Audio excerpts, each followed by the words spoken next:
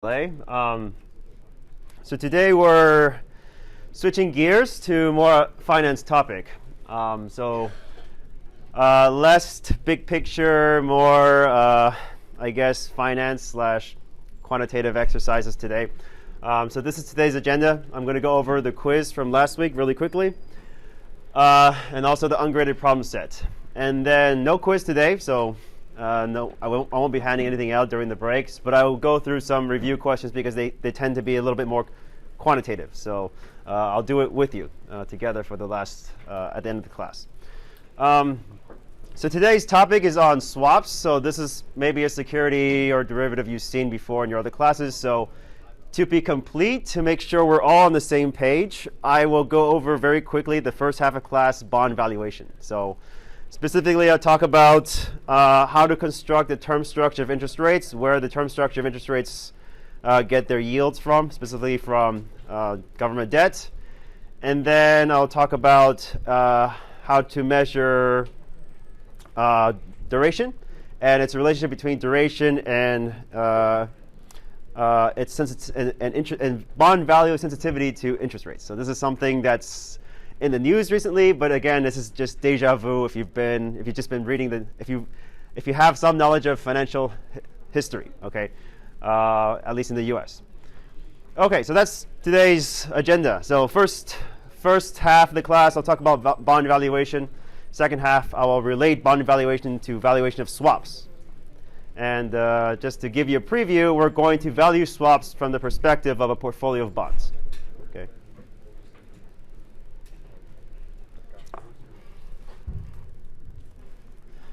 All right, let's start with coming up with the quiz. So the quiz questions, I think most everyone, again, did quite well.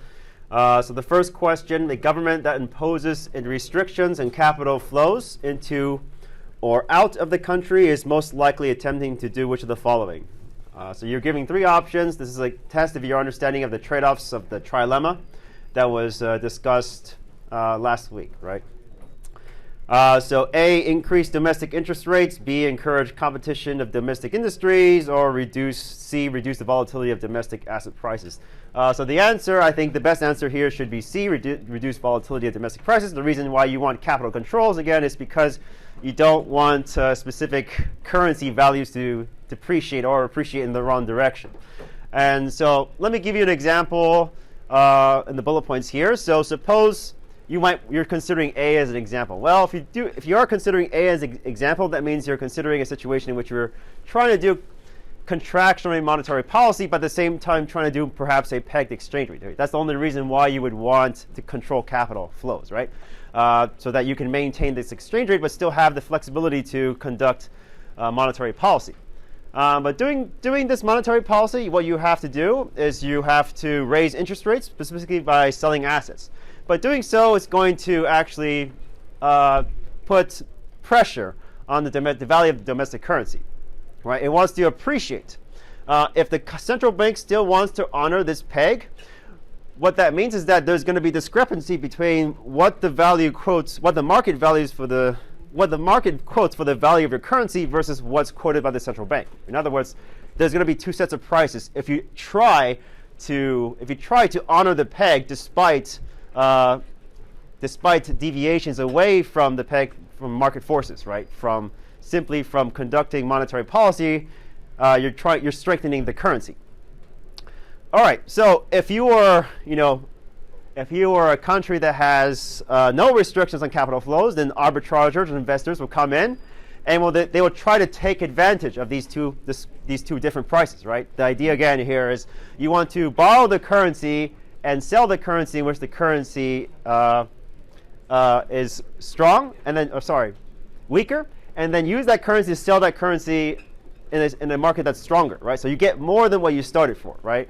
So arbitrageurs will try to borrow the foreign currency and try to convert it at the bank, right, at the price that's quoted at the bank, and then turn around and sell that currency in the market where it's stronger. So you started with some amount, you get some amount, but then you turn around and you sell it at a different market and you get more than what you borrowed, right? So at the end, you get risk-free profit if you execute this instantaneously. But the problem here is if you decide to implement capital restrictions, capital flow restrictions, then arbitrageurs can't do this, right? In this sense that you can actually maintain this peg, and despite having, forces that try to move this price away from what your peg is set at in the beginning. So capital controls is precisely trying to control prices. So C is therefore the best answer here, right? We're trying to reduce changes or fluctuations in asset prices, and specifically here we're trying to maintain the stability of the domestic currency, right? All right, so that's question 1. Question 2. The Marshall-Lerner condition suggests that a country's ability to narrow a trade deficit by devaluing its currency depends on which of the following. So if you know the equation, right, it's a very straightforward answer. National savings relative to domestic investments, nothing to do with that, right? There's no investments in the equation. B, capital utilization in domestic economy. No, but what does capital utilization mean here in the context of this class? Nothing. So best answer is C. As we did last week, right? We wrote the Marshall-Lerner condition in terms of elasticities. So we're talking about elasticities of exports and imports, and therefore C is the only answer to consider. Last quiz question: which of the following is least likely a warning sign of impending currency crisis? So out of the 3 that were given to you, it should be obvious that it's A, but let's go over the other ones. So currency value is substantially higher than the mean reverting level. So this is more of a statistical argument. Maybe there is an average, long-run average over the last 10 years, but suddenly there's a strong deviation. Fine. Statistically speaking, most likely you can say probabilistically, yes, there might be some bubble occurring. Okay, so might be some impending currency crisis. C, official foreign exchange rate reserves decline dramatically. So yes, we talked about this specifically, right? We talked about the case for the UK, in which case the pound was pegged to the euro, and the reserves of the UK Bank of England was running out of money to defend the currency. So C is the answer. C is a warning sign of impending crisis, right? Because the central bank can no longer maintain its peg, right? So out of the 3, B and C, it seems like yes. A, floating exchange rates by itself doesn't necessarily mean there is a crisis, right? We talked about the stabilization effect that it may have if you adopt the floating exchange rates, because markets incorporate all the information, minimize likelihood of bubbles or misinformation. So you can make that argument. So A by itself is perhaps the weakest warning sign of a pending currency crisis. All right, so that's the quiz. So I don't think it was too confusing. All right, so let's go ahead and look at the ungraded problem set. So problem set 6 was just revisiting old topics, but now we have this AADDXX schedule, right? So the XX schedule that we talked about last week was the current account target, and so these questions pertain just doing the same plots, but relating those equilibriums that you found in the previous weeks and trying to relate that to the target and see if you can come up with a policy to kind of undo the effects, right? So that you can reach the target again. All right, so the first question was just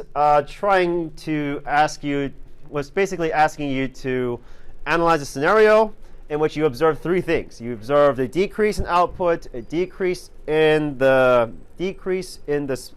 spot exchange rate, and a decrease in the current account. And we're talking about the Korean economy, right? And you're tasked to do the following: to decide whether it's one of the 2 cases, right? Case 1, in which there is a negative shock to the consumer taste for South Korean goods, right? That's one case, which could lead to this. I don't know. We will go through the logic. Or case 2, there's a positive shock to money demand. Okay, so we were supposed to investigate these 2 scenarios to see if the shock to consumption or the shock to liquidity preference will give us these results. And we can do this very quickly using the graphically, right? So let's go ahead and do that. So for case 1,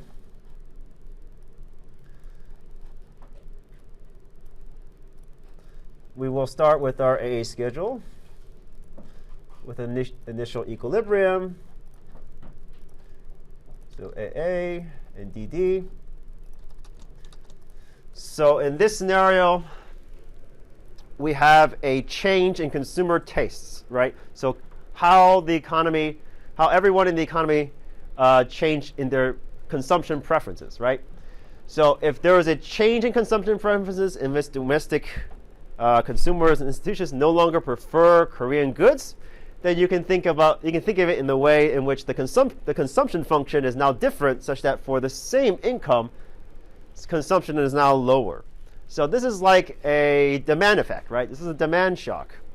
And so we're not talking about the A schedule in the case one. We're talking about just shifting the DD schedule. So if we want to kind of represent this change or demand shock in the A and DD schedule, then it's going to be represented as a leftward shift of the DD schedule, right? Because a lower consumption, lower demand, the output's going to decline.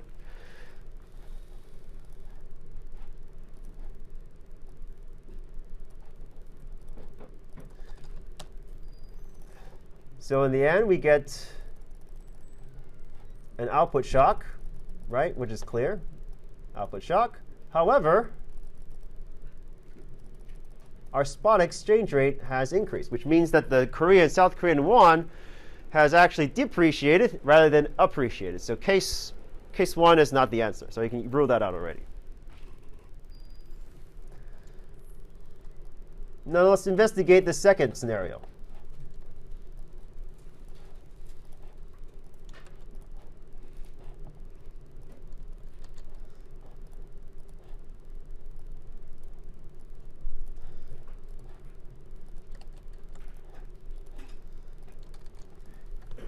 In the second scenario, we have a positive money demand shock. So the way to think about this mathematically is that perhaps the liquidity preference function is now different than before. So given the same R and Y minus T, L is now perhaps more sensitive to these parameters, and the entire level just shifts upward, right?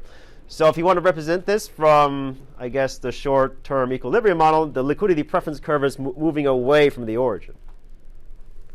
So we can actually go ahead and quickly draw that to see what happens, right?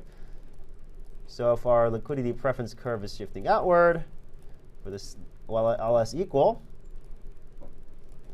we should observe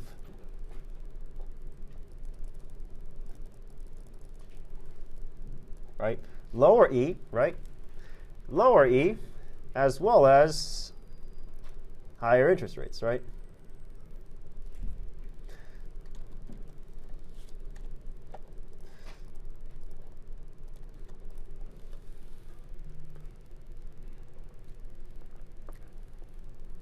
So what that looks like, therefore, on the A schedule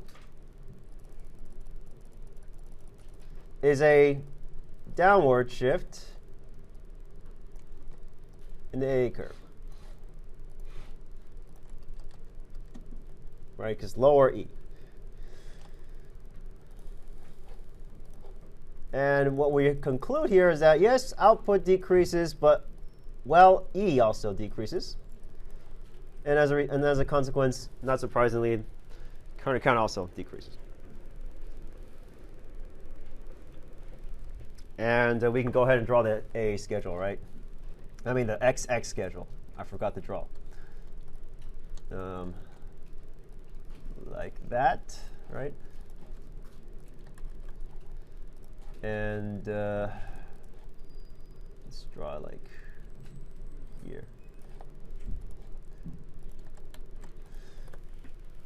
So in this case, another thing why the case one is wrong is because if we look at the XX schedule, this is our target, but now the target, we're above it. In this case, we're below it, right? So that's another indication why the case one is wrong. All right, so that should be your conclusion up to the first part of the first question, right? That this is wrong. It's not a negative shock to consumer taste. It's not a shock to the consumption function. It's a shock to, most likely a shock to the money demand function. In which case, it's a downward shift in the A schedule, in which case a final equilibrium point is below the XX target. And the question here is asking you, the last part of the question is, what can you do as the central bank of South Korea to undo everything as well as hit your target again, right? And I think this is an obvious I mean, it's obvious what the solution is. It's just to move the AA schedule right back. Right? That should be the task of the central bank. If you want to hit your target again and restore the output and restore the E again, if that's important, you need to conduct expansionary monetary policy to hit your current account target, right? And also undo the output effect. So that is your that should be the final conclusion for question 1. All right, so to summarize again what this question was doing, is it described to you what you observed with data. You saw that there's a negative output effect. There was a strengthening of the South Korean won, but there also was a current account deficit or decrease in the current account. And they gave you 2 scenarios to investigate. Number 1, investigate a consumption shock. We analyzed this and showed that there's 2 things wrong with it, right?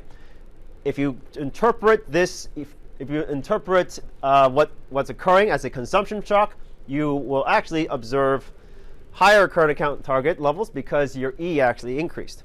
But that's not what we see, right? We saw a decrease in E. And so case 1 is gone.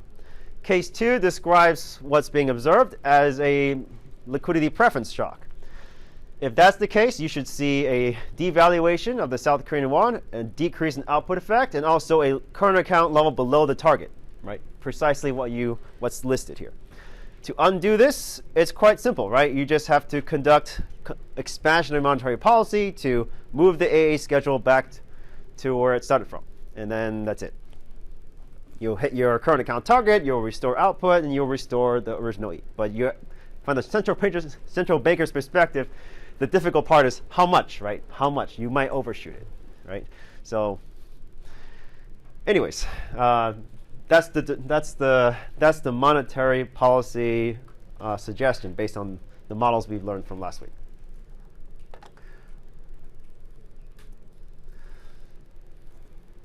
All right.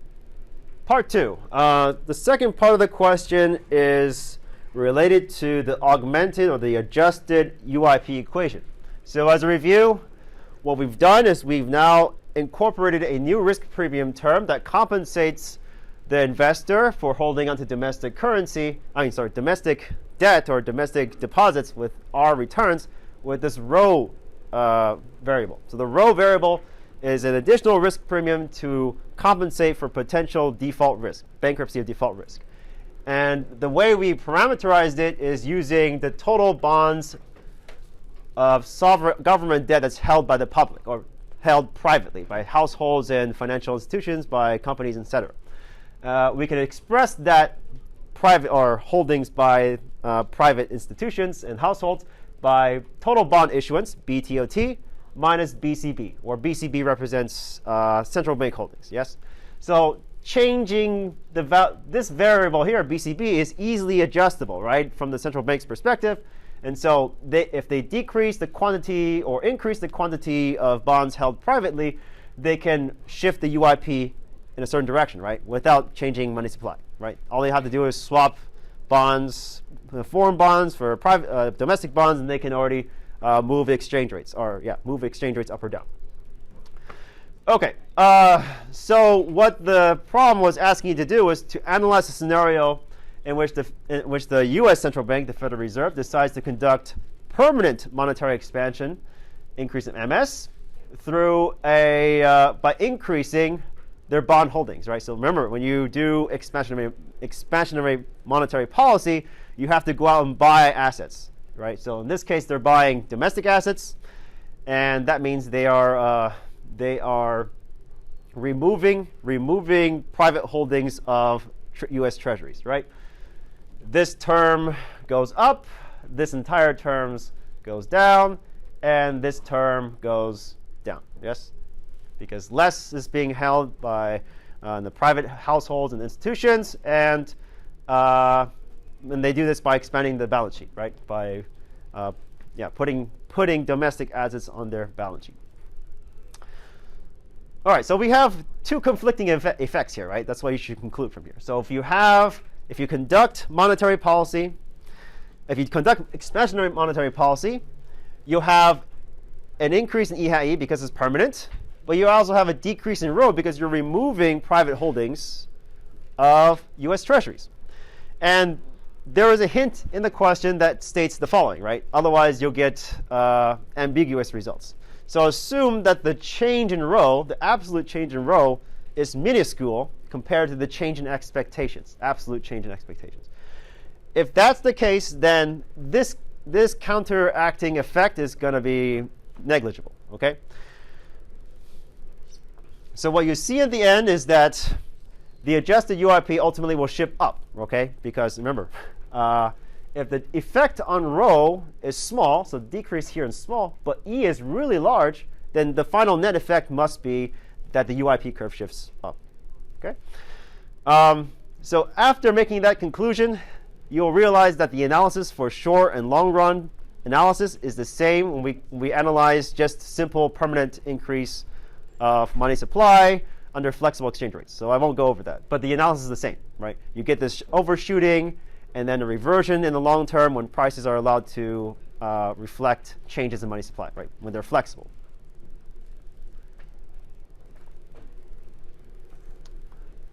All right. So comments, questions. So this is just a review of last week's topic, expanding the UIP curve, UIP definition with additional risk premium term that captures default risk of the country. We analyze a scenario in which the central bank conducts monetary expansion and how that creates conflicting effects, right, on E. Because if you conduct monetary expansion by buying domestic bonds, you're going to decrease private holdings of US Treasuries. If that's the case, then UIP curve wants to shift downward. But because it's monetary expansion, expectations on the spot exchange rate wants to go up. So there's conflicting results. One moves the UIP curve upward, one wants to move it downward. So we need kind of additional insight into the sensitivity of the absolute change in rho and the absolute change in expectations. So once we get that out of the way, then it's clear what the net effect should be on the change in UIP. Okay. The analysis, therefore, at the end is something you've done over and over again, right? It's just the analysis of short and long-term, short and long-term analysis on permanent monetary expansion under flexible exchange rates. So the overshooting, the reversion, and you ultimately still get a higher E, but it's lower than the short-run equilibrium, right? The long-run equilibrium spot exchange rate still is lower than the short run, but higher than the initial starting point.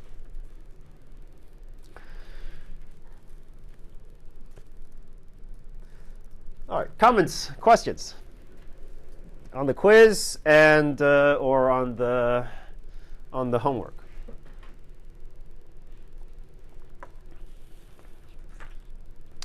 All right, so let's go over bonds, okay? This might be very old and boring because I imagine like over 90% of your class already talks about bond valuations. But so I just want to kind of put everybody on the same page, make sure we can work within the same framework before we talk about swaps, okay? So why are we talking about bonds when we really want to learn about swaps? Well, if you think about the theoretical construction of this contract, okay? Swaps is an exchange of two different sets of cash flows from you and the counterparty over fixed intervals. So whatever I just described sounds very similar in two ways, right? One, you can think of it as like a portfolio of forward contracts, right? So today I initiate a contract, tomorrow I pay some currency, and then I receive some currency, right? In the first period, it sounds like I have a forward contract, perhaps over 1 year, right? The next period, in 2 years, I do the same thing. I pay X currency and I receive Y currency. So just based on that construction, it looks precisely like a set of forward contracts over long horizons. Another way to look at this is actually a portfolio of bonds, right? So bonds, most bonds pay interest payments through a coupon interest rate, right? A coupon rate. What that means is that if I hold on to a bond, I will not only receive the principal sometime in the future, but I'll also receive periodic intervals of cash emissions, right? This is what definition of a bond. It pays fixed income, right, over fixed intervals. and at the end, I receive the principal plus the final coupon payment. But the other bond in your portfolio could also, if you were to short a bond, then you would be paying out also, right, fixed income over time, over the fixed intervals until maturity. And if you look at these two bonds that have precise matching of the interval of payments, then essentially you've also constructed a portfolio of forward contracts or swaps. Okay, so two ways to look at swaps. One is, again, portfolio of forward contracts, and the other is you long a bond and you short a bond, and the coupon payments overlap with each other precisely, they intersect, right? So it looks like you're swapping one income for another, and at the end you receive the principal plus coupon and you pay out the principal plus coupon. Right? That's basically another way to view swap contracts. All right. So why are we talking about bonds? Well, we want to talk about bonds because we want to value swaps in this perspective.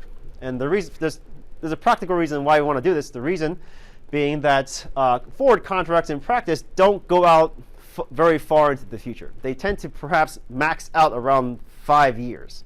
And most of these forward contracts that are created always tend to look at bonds actually. So the benchmark is actually bonds rather than forward contracts. So we're going to focus on this way of viewing swaps, and therefore focus and just review a bit what bond valuation requires. All right. I'll review. Bonds are unlike equity, okay? Because the risk comes primarily from default or bankruptcy risk. And that means that if the company goes bankrupt, it means that they don't have enough cash to service the interest payments or even the principal.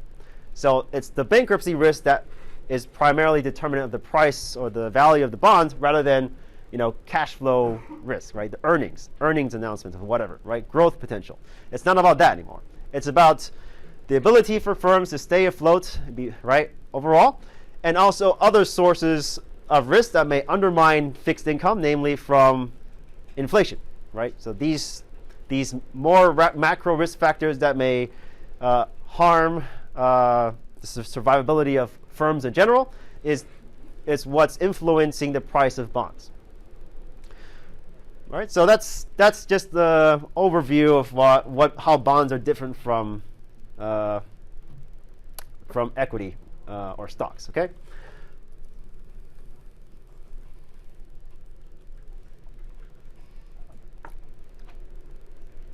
All right. So far in this class, I think I've been basically working with a term structure that's basically flat. So no matter how far into the future you look into, I'm basically using the same interest rate, right, over time. But in reality, this is not true.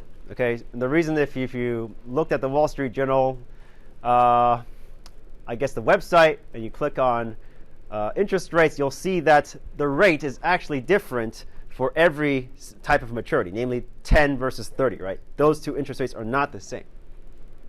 So if you look at, if you want to look at it from a table, that means that if I look at the yield from the perspective of varying the maturity of the cash flow, right? So 1 year from today, 2 years from today, 3 years per day, the quoted interest rates or bond yield is going to be not necessarily the same, right? So R1 may not be the same as R2, may not be the same as R3. But in any case, these interest rates are typically assumed to be risk-free because we're talking about government debt. Okay, for all intents and purposes, we'll just be talking primarily about U.S. Treasuries because that's basically what the world is benchmarked to. And so if you want to value risk-free cash flow, the proper way to do this is you're supposed to match the cash flow payments with the discount rate that corresponds to when the cash flow payment will arrive. So if the cash flow payment will arrive 1 year, you're supposed to use the interest rate that's quoted on the yield curve for 1 year. Okay? And for 2 years, you use the 2-year interest rate. For T years, you use the T-year interest rates, and you're going to discount that from time T or time 2 all the way back to time 0. Right? This is just hopefully just investments 101. Can someone give me examples, reasons why R1 may not be equal to R2, not equal to R3? Just to test finance knowledge.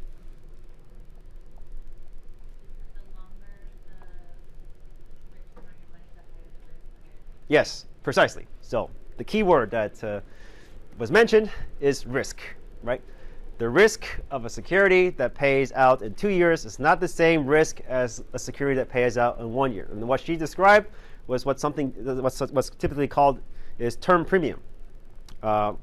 Investors want to be compensated for holding onto something longer than a shorter one. So there's a higher interest rate, which is typically why you see the yield curve sloping upward. Of course, it doesn't have the slope upward. It can be sloped downward. And when it's downward, it means something else. So recently, you can think of a downward sloping curve as meaning that expectations about future growth of the economy looks grim, right? So not only term premium, you can also think about differences in investor sentiments over time. You can also think about inflation risk over time, right? All these things are potentially explain why R1 may not be the same as R2 or R3. But anyways, the key term here is risk. Okay? Different risk, therefore different interest rate.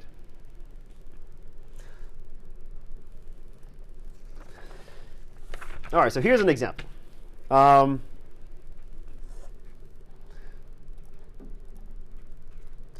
This is the EAR, so just to be precise, effective annual rate. Or if you know what this means in bond terminology, it's called zero coupon, right? Okay. I'll talk about that later. So this is the change in yield curve around the financial crisis in 2008, 2007, 2008. And so I plotted the table here on the left-hand side, and the right-hand side is the zero coupon rate or the effective annual rate. So effective just means just imagine a security that only pays out at the end of the term, and you solve for the yield, right, the IRR. And we'll talk about that soon if you don't know what that is. But in any case, just think of this as interest rates for different maturities. So the x-axis here is years to maturity. So this is 2 years to maturity, 10 years to maturity, and 20 years to maturity. These rates are effective annual rates, so they're measured the same way, right? And what I'm showing here is that this is the shape of the interest rates in terms of a curve. Okay, so 2006, you see that interest rates, no matter across any of the maturities, are basically the same, right? Almost a flat yield curve, which means could mean many things. It could mean that investors expect no growth. Inflation could be stable over time during these periods. But anyways, flat yield curve is possible, as you see in 2006. In 2007, things started to change dramatically. Not only do you see a change in the shape of the yield curve, but the entire yield curve is now much lower. So if you've paid attention in the news, you realize that during this time period, there was a liquidity crunch. And so what that means is that everybody was moving away from risky assets and moving towards safe assets. U.S. Treasuries being one of the most safest. As you know, when people buy a certain security, they increase the price. And higher prices means lower yields. So the entire yield curve, as a result, shifted downward. And not surprisingly, when the crash indeed occurred in 2008, the yield curve dropped significantly down. Okay, so you can see that there was a dramatic bias for securities that's less than 10 years and compared to the longer term. So maybe there was a liquidity preference for U.S. Treasuries that are shorter term than longer term, right? Because more people were just bidding up the price of these shorter term maturities. Okay, so that's kind of show you the evolution of the yield curve over time, primarily around a financial crisis. These rates just correspond to the graph here, right? And the way to use these rates is for discounting purposes of risk-free cash flow is that you have to match you have to match the arrival of the cash flow with the proper years to maturity. Okay, so if you expect to have a cash flow in 5 years, you're supposed to use this 5-year, this row here, to discount your cash flow. All right, so let's go through an example. Let's look at discounting the following cash flow. So suppose you hold a security with the following cash flows. So what this says is, suppose you get $50 every year, and you get your principal back, $1,000 plus your final interest payment, and your task is to price this security that offers this sort of cash flow. So what is the present value of the security cash flows in November 2006? So pretend you are in 2006. You're supposed to price these cash flows. And the second question is, what is the present value of the last 2 cash flows on November 2008? So that means pretend you're here, and what's the value of this bond for this interest payment plus this interest payment and plus the final principal? So how do we do this? Well, we use the data from the previous slide. So I'll just keep things short because I think this is just review. All right, so this equation, obvious, right? We're pricing cash flows that's for varying different maturities or intervals of time, right? $50 1 year, 2 years, 3 years, and 4 years from now, plus the final principal payment. And now we're discounting each cash flow with the appropriate years to maturity from the perspective of 2006. So 1.0499, if you look at the previous table, that's here, right? 0.499. We are in 2006. Therefore, we should be using this column to discount all of our cash flows. So that's the final answer in the first question. The second question says, pretend you're in 2008, price the bond for the next 2 interest payments plus the final principal. We can. So pretend we're in 2008, and we're going to use 1 year, 2 year from 2008. So you'll see it's 0.0091. Let's double check that it's in fact the same as in the table. Right, 0.91%, right, 0.0091. So the same. So for the second question, you use the last column, the red column, and you get that answer, right? So I hope everyone kind of knows now how to price bonds or risk-free assets. All right. So this is particularly relevant in the last few years, pandemic era as well as during the financial crisis. This graph shows the shape of the term structure, or tells you information on the shape of the term structure over time. So this is specifically the yield, the 5-year yield, okay? The 5-year constant maturity yield. So that means that, so I'll talk about this, okay? A little bit. All right. It's called the constant maturity because we are interpolating the yield between 2 different assets. So as you probably have figured out, there isn't always a bond that precisely matures at every single interval of the yield curve, right? So if you issue a bond that expires in 10 years, 1 year from now, that 10-year bond is now a 9-year bond, yeah? If you don't have another 10-year bond, then you don't really know what that yield should be, right? What's the 10-year bond when there's no 10-year bond outstanding? So what economists and what financial economists do is they basically first derive the yield for outstanding actual traded securities, and they try to draw a curve that connects the dots. Of course, when they connect the dots, they rely on a lot of economic theory, okay? But for our purposes, just drawing a straight line between the dots is fine. So that's how you get this so-called constant maturity, because there's always a yield constantly, no matter which period of time you're looking at, okay? That's what the 5-year constant maturity yield means, okay? So we're looking at the 5-year yield over time. So imagine just constructing the yield curve every year, and we're just picking out the 5-year interest rate. And we're also highlighting the period of time in which the 5-year is above or below the 10-year. Okay, so that's kind of a way to measure the slope of the yield curve, right? If the 10-year is higher than the 5-year, it's an upward sloping curve, right? That means perhaps the economy is expected to boom or increase over time. But if the 10-year is lower than the 5-year interest rate, then perhaps the economy are expecting a contraction, economic contraction, right? So the shape of the yield curve, therefore, can be an indication of whether or not there's going to be a recession soon.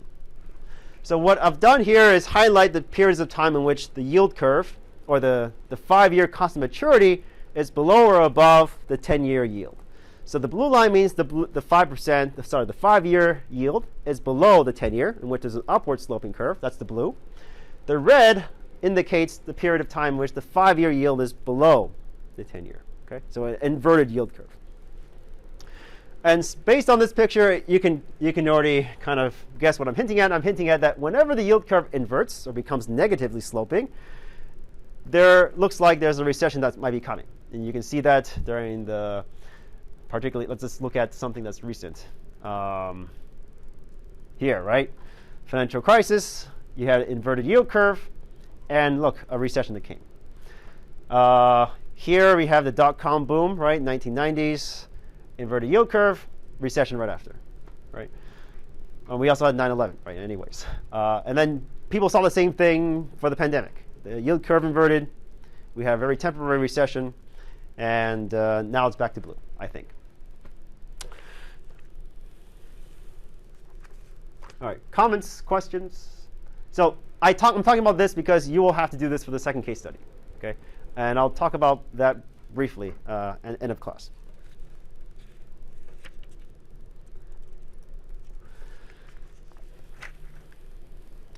All right, so based on that brief introduction of cash flows and pricing riskless cash flows using the term structure of interest rates or the yield curve, now let's just formally define what a bond is. A bond is in which the issuer promised to repay investors the amount borrowed plus interest over some specific period of time.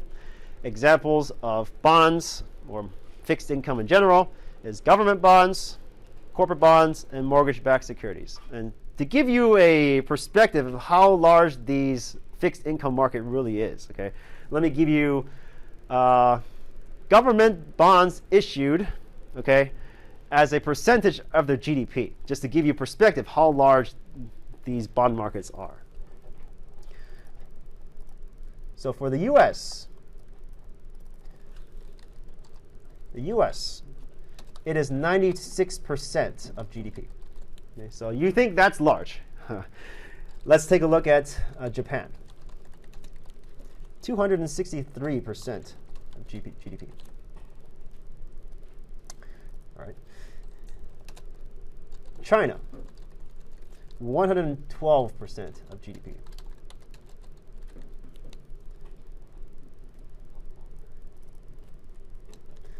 And let's try something that's a country that's a little bit more conservative, okay, with their money. Germany, 66% of GDP. So just based on these developed countries, Germany being the outlier, U.S., the UK, all very close or above 100% of their GDP is the value of their debt. Okay, total debt outstanding. Okay, the amount of money they borrowed as a percent of the GDP. That's what I'm describing here.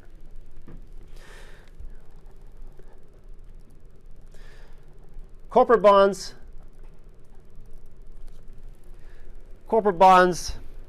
All companies use corporate bonds. Okay, this is another word to describe percentage of value here. You can think of it as leverage ratio, right? So your typical measure of corporate borrowing. So an example would be, let's think about Tencent, right? Tencent is a Chinese company that uses WeChat, that made WeChat. Their Bond value as a percentage of the market cap is 45% of market cap. I'll just write cap. And a probably better managed company is Apple. Their leverage is 9.7% of market cap. I'll just write MCAP then.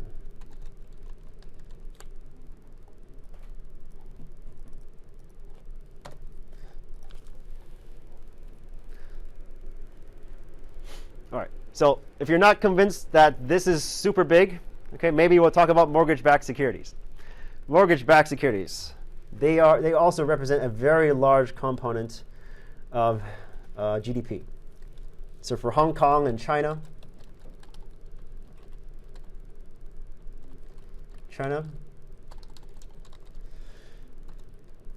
mortgage values. So let's look at mortgages. 160% of GDP. And surprisingly, that's not the highest here. Sorry, 60. Sorry, not 100. So 60%. Switzerland, 127% of GDP. Okay, we're talking about household debt here, okay? Household borrowings used to buy houses. China and Hong Kong, roughly the same ratio, around 60%. Switzerland, 127% of GDP. So the debt market is massive, okay? And this is something that you should be very familiar with, and of course, understanding the bond market will help you understand how to value swaps. Right. Comments, questions on bonds? So I hope, again, I'm moving fast because I think this is all just review for you.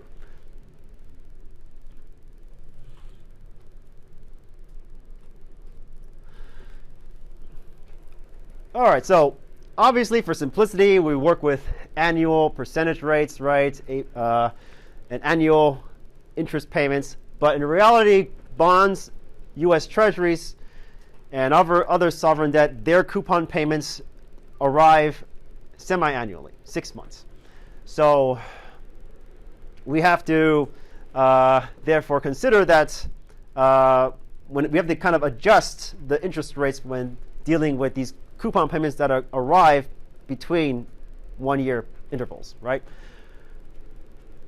Okay, so if there is a coupon every 2 years, so this semi-annual, right?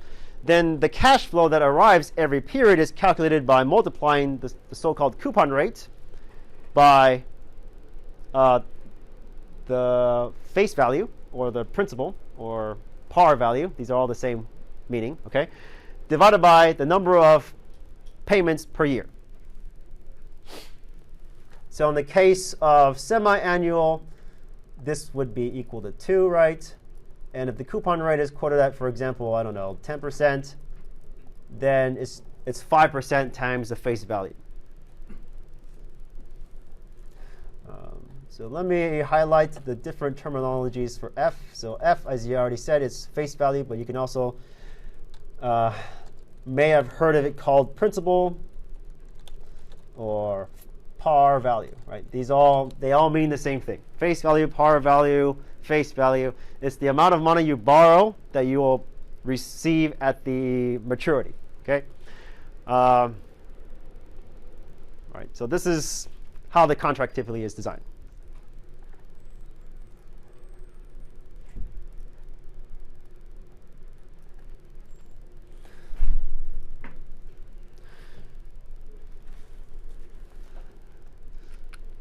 All right, so what is a bond yield? So we talked about this already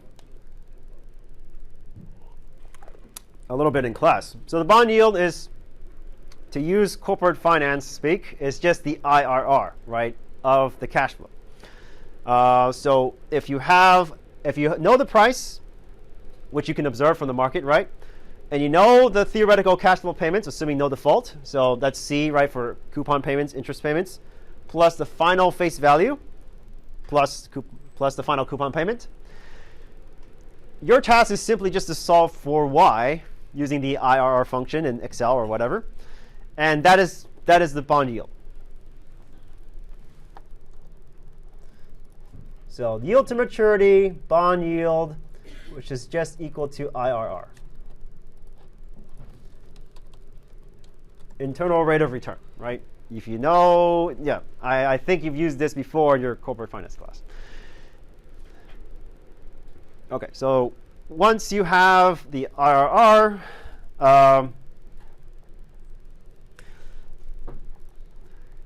then you can use that to discount your cash flows, and you get precisely the same price, right? That's what it means to. That's what it means. You can think of it as the average return you get on your bond, right? Given the cash flow payments in the final bullet payment. All right, so I posed to you the final question in here, this slide. Suppose two bonds have the same maturity but have different coupon rates. And my question is, are the yields the same? And the answer, of course, is no, because we have different cash flows, right? So remember, the bond yield is not the same as the coupon rate. Not the same as coupon rate. Although in this class we're going to just we're going to keep things simple, and I'll explain later.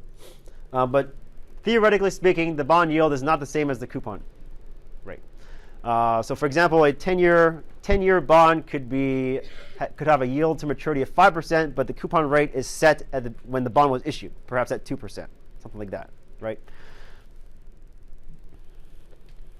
So the answer to this last question is no. Cash flows are different.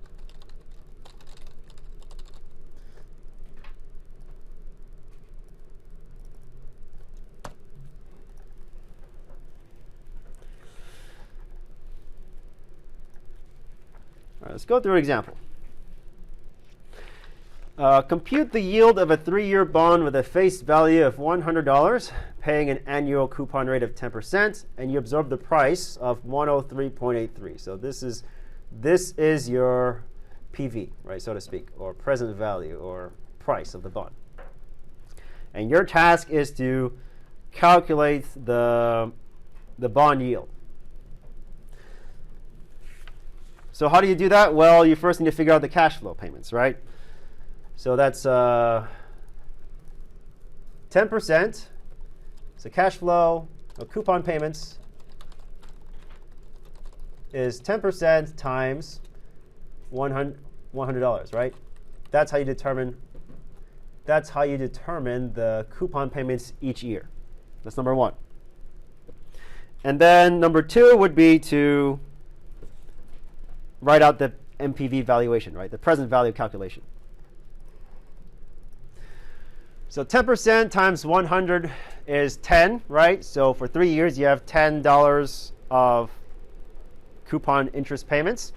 And you have a final payment at the maturity of 10 plus the par value of 100, right? So this is your present value calculation. You know the price of the bond.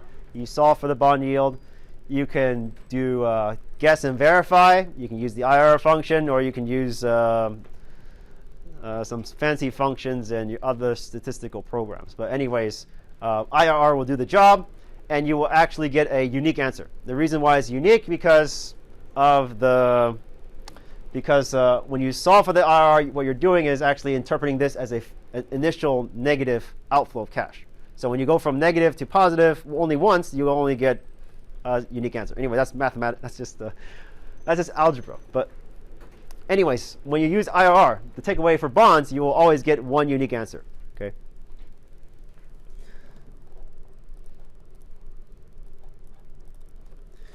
Our solution will always be unique for debt contracts, and it has to do with the direction of cash flow signs. So that's plus minus. Okay.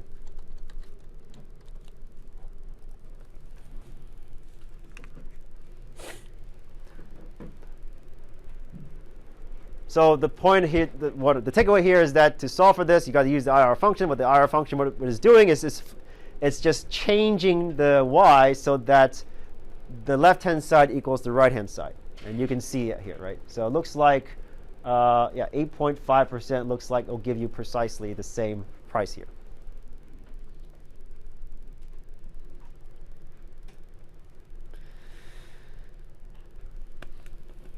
All right, another example.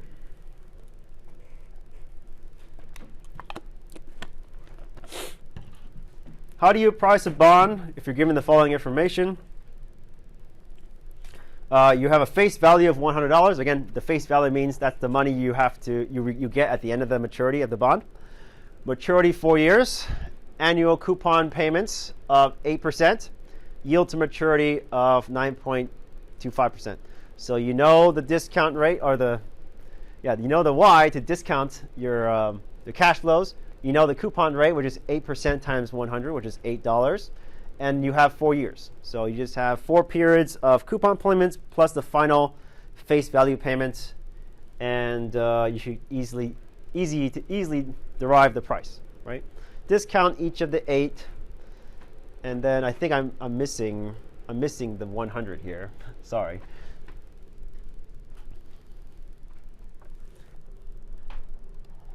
Should be a 100 here, plus 100. And yeah, so the 9.25% therefore goes into the discount, the denominator. Yep, easy, simple stuff, right? Stuff you've seen before.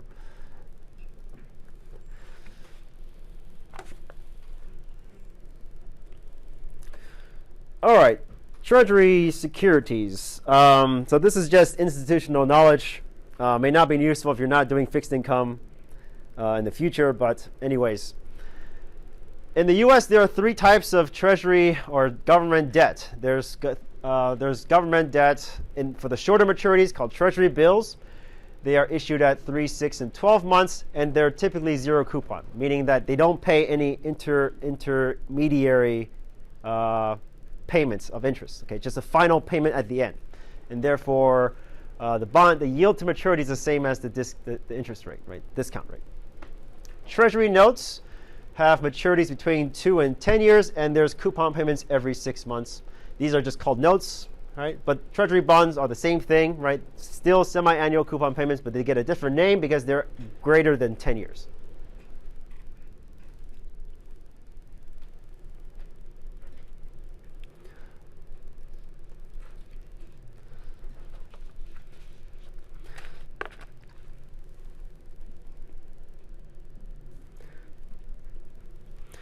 All right, so an example of pricing Treasury securities.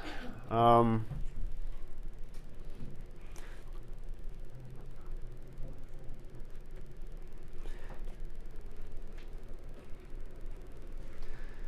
the question I pose here, so this is just talking about discounting cash flow that's between, whole numbers, right? Here you have 6 months. Here you have 1.5 months. You just have to remember that you have to find the interest rate on the yield curve that corresponds precisely with when the cash flow will arrive. So if it's going to arrive at 6 months, then you have to use the 6-month interest rate that's quoted on the Treasury yield, term structure. For 1.5 years, again, same thing. You have to go 1.5 years on the yield curve, find that interest rate, and use that as the discount rate. So the question I ask you here, what is the current price of a Treasury note with 2 years to maturity, a coupon rate of 8%, semi-annual coupons, and a face value of $100? So let's go ahead and write out the timeline just to give you a visual representation of this contract. Coupon payments of 8% per year.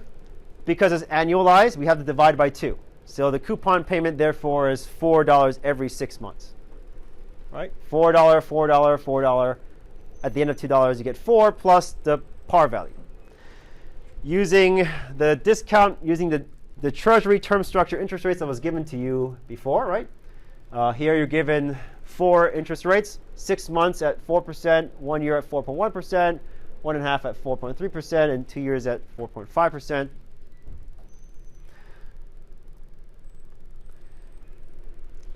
Right? We just plug this in.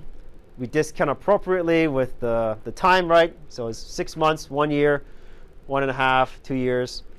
And these cash flow corresponds to the timeline here.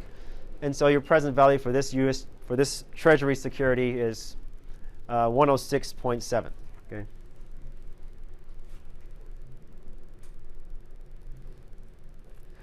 All right, so bond pricing. I hope very, very straightforward. Now things get complicated when we're talking about an interest rate risk. Okay, so this is going to be related to what's happening now with certain banks.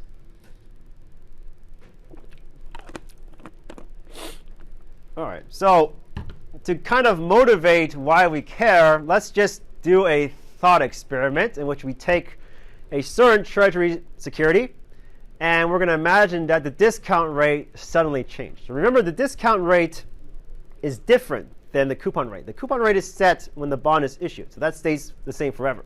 What's changing now is the discount rate, because we want to see how bond values changes given that interest rates may suddenly change. Right? The opportunity cost is going to change.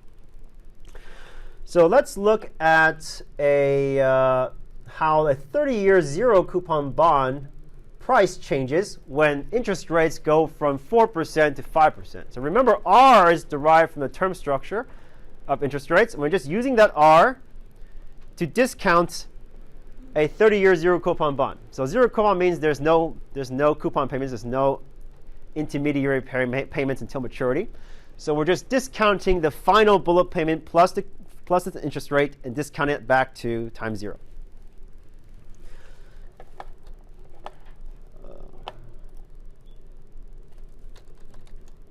So let's go ahead and try this ourselves. So let me just walk you through it. But I need to pull up Word because I need to write some math. Insert. Push. All right.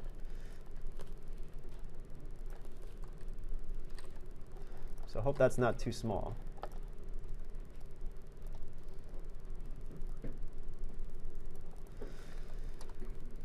Oops. OK, so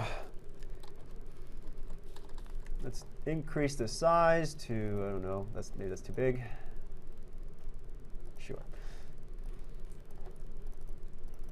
So first, we want to look at the price of a 30-year zero coupon bond when the discount rate is just 4%. So the price is just the present value, let's say P naught for the initial interest rate, equal to, assume that the par value is 100, so a final bullet payment. But now we're just discounting at 4%.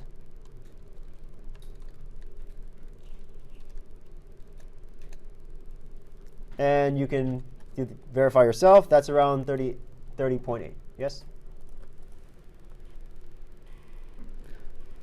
Let's assume that the par value includes the coupon payment if there is one. But anyways, zero coupon. Yeah, no coupon payment is just a final principal. Okay, final principal at the end, and we're just discounting it back to time zero. Okay, interest rates are at 4% initially, so that's the value. You can double check yourself.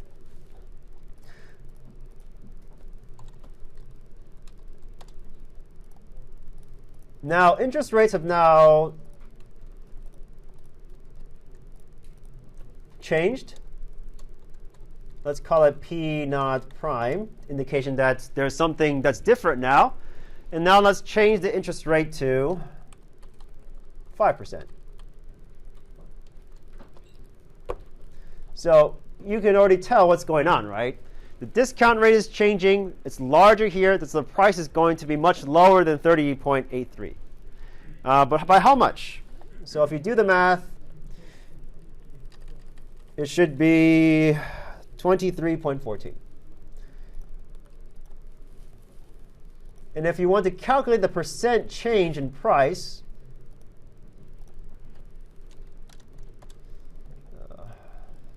we can. Let's go ahead and do that. So that's percent delta. That's how I'm going to use. Delta P is equal to 23.14 minus 30.83 divided by 30.83. And that's negative 24.9%.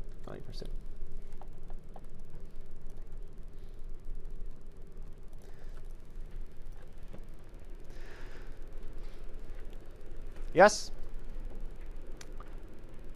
So that's the second part, right? What is the percent change in price of a 10-year zero coupon? Sorry, it should be, sorry, yes. this is still the first part. Okay, so we're supposed to calculate the percent change in the bond price for a 30-year coupon bond when it goes from 4% to 5%. Right? So we have a negative 24.9%. We're supposed to repeat the exercise when it's a 10-year. So again, still zero coupon bond, assuming there's no coupon payments before maturity. And we're going to redo everything. So maybe I'll just copy and paste.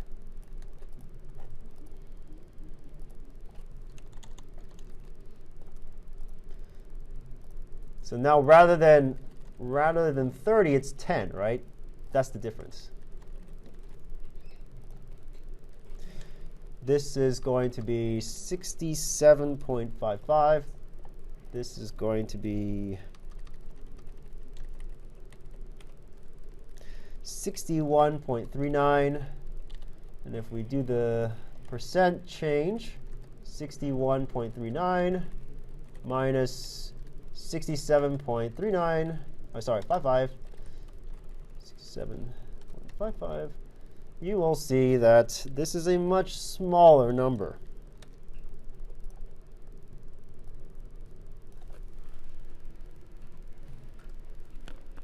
Concur?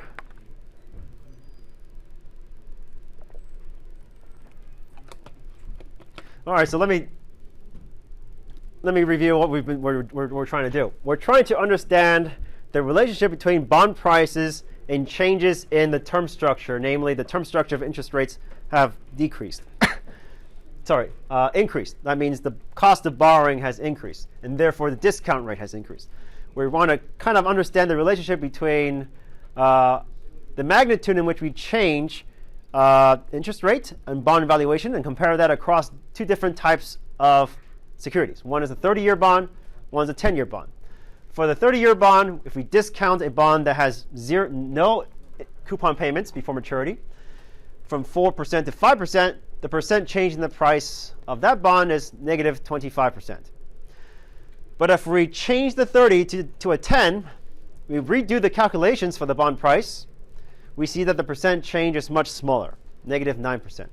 So the question I want to ask you is, do you notice a pattern in this thought experiment where we change the interest rate for zero coupon bonds, but still, and the only thing that's different between these two bonds is the years to maturity, right? Both have zero coupon, and both a zero coupon, both riskless cash flows. The only difference is that it's 30-year versus 10-year. So what is a pattern that you kind of can conclude from this?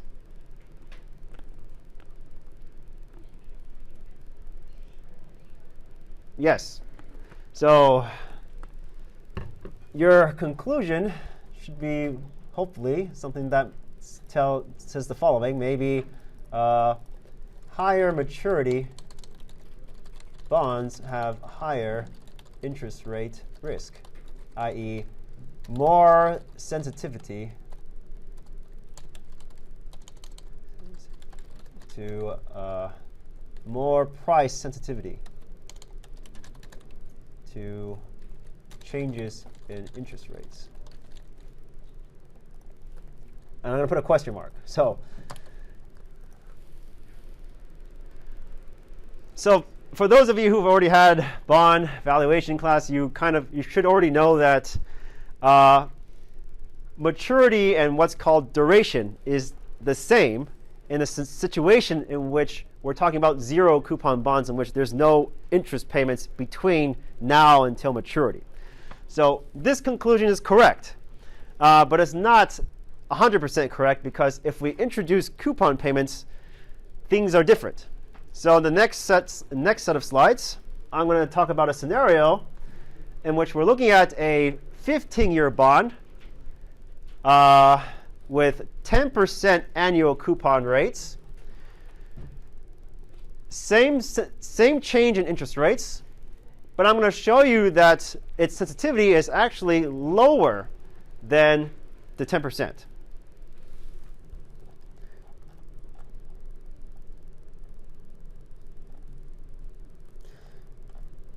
So I'm going to write out the math, but you need to confirm yourself later, okay? Because it's a bit tedious.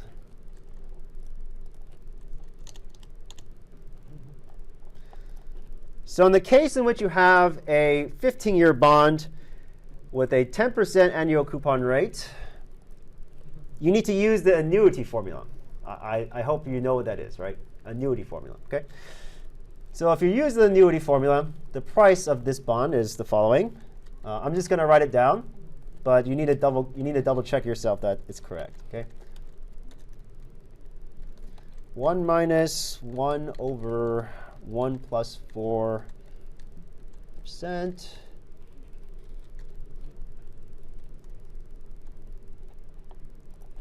I need to raise this to the 14th power.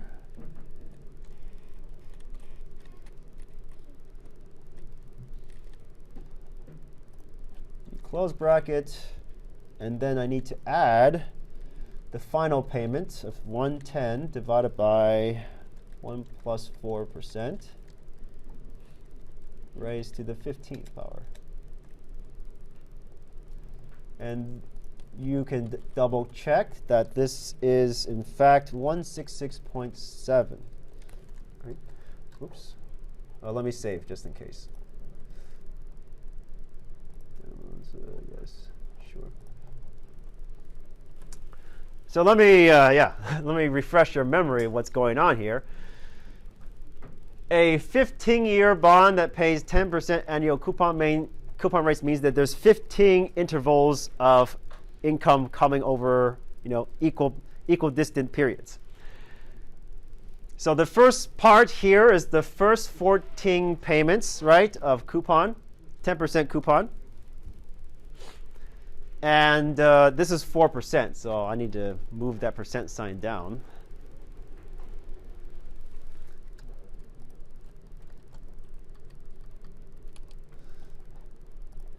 Okay. And the 15th year payment is the par plus the 10, right? And then we discount that back to times 0 to the 15th power. So I'm just using the annuity formula to characterize the first 14 payments and then the final payment, which is the par or the principal plus the last coupon payment. And you should get a value of 116. Now if we adjust interest rates to 5%, same thing, but now we have 5%, right? That value is going to give you 151.91. And if you were to calculate this percent change in price, 166.7, 166.7, this should give you a number that's less than 9, okay?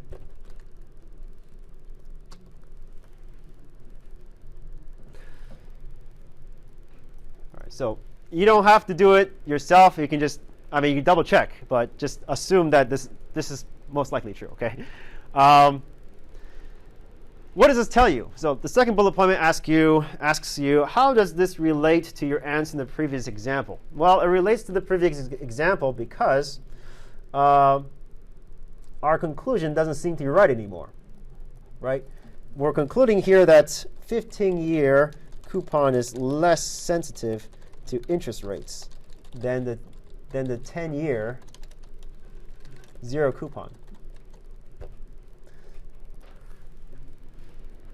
Right? Negative 8.5%, but it's 15, right? It's not a 10. It has 5 more additional years before it expires compared to the 10-year. So what's going on? So maturity obviously is not the right answer here, right? It's not maturity to reduce. It's not maturity that helps reduce the sensitivity or increases the sensitivity. It's actually the average time of receiving cash flow that's important here. Okay, so this is what's called duration. Duration is the average amount of time. There's 2 ways to think about this. Duration, you can think of it as a sensitivity to interest rates. That's kind of the math. But intuition here is the average time it takes for you to receive your cash flow, your total value of your security. That's what duration is measuring. And so if you have lower duration, therefore you get more of your money sooner, which means you're less exposed to interest rate shocks, right? As you can see. So in the case when there's zero coupon, lower duration here means lower maturity. So obviously the 10-year security is less sensitive to interest rates because the cash flow that's really far away isn't impacted so much by the much larger discount rate. In this case in which you have a 15-year bond with now 10% coupon payments, you're actually receiving more of your cash flow faster, right? Because you have these intermittent coupon payments. If you average the time in which you receive the total value of your contract, it's actually much higher than it is for the 10-year contract, in which case you get a lower percent change in price, right?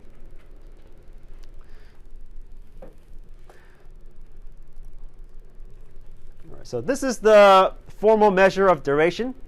I'm just going to give you the intuition. All right, the intuition here is, suppose we're only looking at annualized or annual cash flow payments. So we need to capture the time. So one here represents 1 year, 2 represents 2 year, and t equals up to 10 years in which there's a maturity at 10. PV over P is the percent value of the first cash flow with respect to the total value of your contract today, right? So P is the price today. PV is price of just that coupon payment at time 0. So if you have one coupon payment 1 year from now, you just discount it back to time 0. Divide that by the total value of your contract. That's the percent value of that's the fraction, the weight of the value of the entire security for that time. Okay, so if you have more of your money that's being emitted at time 1, you put more value on the first year. Yes, and so forth for the second year, the third year, fourth year, and so on. All right. So that's duration.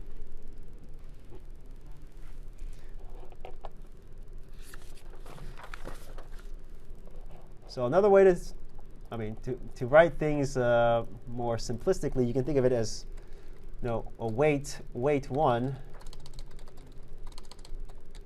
value weight 1 times 1, right? Value weight 2 times 2 plus and so forth. So we're taking the percent value of each cash flow payment and scaling the time value. So it's a weighted average of time. All right, example. Consider a 2-year, 3% annual coupon bond with face value of $100. Suppose the yield curve is flat, so that means no matter how many years out you go, the interest rate is always 4%. And this question is asking you, what is the duration of this bond? So we're just going to use the formula that you saw before. So step 1, we need to solve for the price. So let's solve for the price of the bond. It's just a 2-year bond. You have one coupon payment 1 year, and then another coupon payment the second year, plus the par value discounted by 4%, price of 98.11. Now we have to calculate the fraction of the value for each of those payments per year, right? So in the first year you have 3. We have to discount the 3 back to time 0. You'll see that as 2.8. Divide that by 98.11. That's 2.94%. Okay, that's the weight for the first year. The second year is 95.23, which is the discount rate of discounting just this part. 10, so you see it here, right? 2.88 comes from here. 9.23 comes from here. This is the value of the first coupon payment discounted back to time 0. This is the par value plus the coupon payment discounted back to time 0. You can calculate the fraction with respect to the total price. And you can see that most of the value is at the end, right? So therefore, we put a lot of weight on the second year. All right, so duration is just the value weight, 2.94%, 97.0%, 1 year for the first payment, first year of cash flow payment, and this weight for the second year, right? And therefore, your duration is, again, the average time which you get your cash today is 1.97.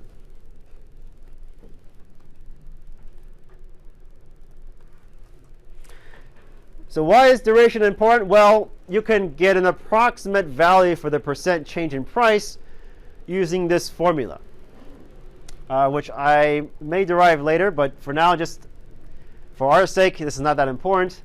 It's just the duration value, the same formula you saw beforehand, divided by 1 plus r, minus sign.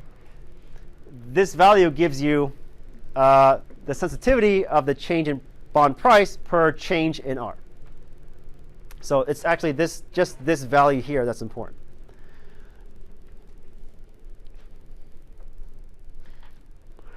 So lower duration is better, right? More, that means you're more protected against interest rate changes. So remember, a higher duration means it takes longer for your cash to arrive. A lower duration means it's a shorter amount of time. So if you have higher amount of D, a higher D value, it's more negative, and therefore you're more sensitive to interest rate shocks.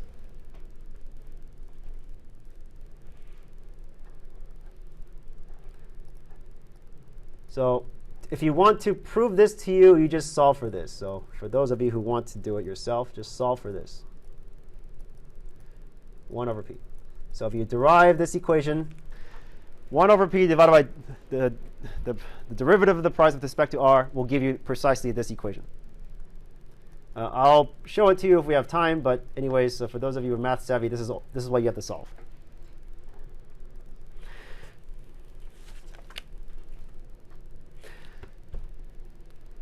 Okay, so how is this related to what's happening recently? So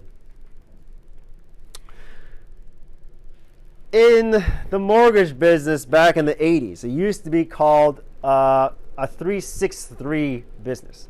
It's called 363 because the first 3 represents the borrowing rate at 3%, 6% because that's the rate they can lend it to other people, and the last 3 means they can go out and golf at 3 p.m. Okay, so it's a very easy business, risk-free business back then. And you can imagine this is somehow also analogous to what's happening in the past 10 years, right? Borrowing rate basically 0%. As long as you buy Treasury securities, you earn up to 1 or 2% risk-free. So you borrow at 0, make 1 or 2% risk-free, and yeah, that's it. And you could already tell this is problematic, right? In the 80s, right? There was a massive wave of savings and loan failure that basically ended the good old days because everybody was just taking advantage of this, and there was massive inflation.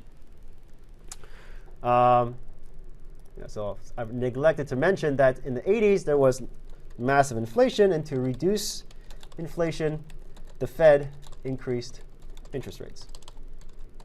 Deja vu, right? From 9.5% to 12% back in the 80s. And as you can imagine, this is a massive source of interest rate risk. Yeah, I don't needless to say. So what happened? So in the U.S. back in the 80s, there was the institution called the Federal Savings and Loan Insurance Company. Okay, that's what FSLIC, Federal Savings and Loan Insurance Company, had long-term loans at fixed interest rates. So what happened is that there was low borrowing rate.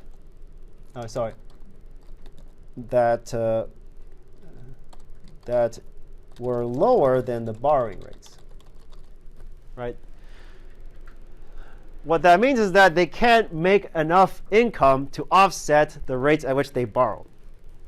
Precisely what SVB had encountered, right? The borrowing rates are increasing, yet they're only making 2%. 2% is not enough to cover now 4 to 5% borrowing rates. So couldn't generate enough to pay off liabilities,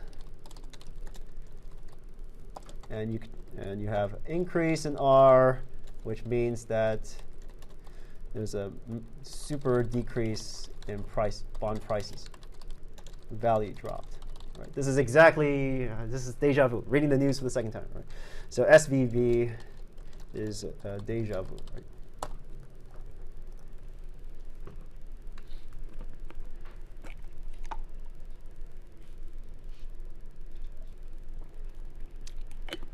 So it's important from a risk management perspective to keep track of your duration of your portfolio. So what that means is that you need to calculate the total duration of your portfolio and make sure that it's within your bounds of tolerance for interest rate shocks. Yes, they probably should have thought about this during the pandemic, right? They should have expected inflation to get out of control and hedge against it. Okay. So the last thing I want to talk about before we take a break is computing the term structure for practical, for our purposes, so for the case study. Okay.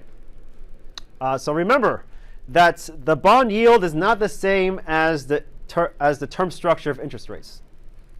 So when you look on the Wall Street Journal or whatever, they may give you a curve. Just remember these curves, the points on these curves, do not correspond to the bond yield.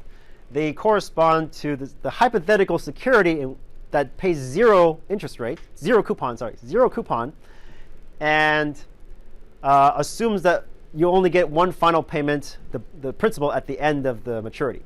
So effective annual rate, zero coupon rate, it means the same thing. So you're supposed to convert these coupon paying securities to a non-zero coupon paying securities and then derive the interest rate to get the yield curve. So in general, this is not true. Okay, if there are coupon payments, it's only equivalent if there is zero coupon. So for Treasury bills or these very short-term securities that have no coupon interest rates, that's when R equals Y, when the bond yield equals to the term structure of interest rate.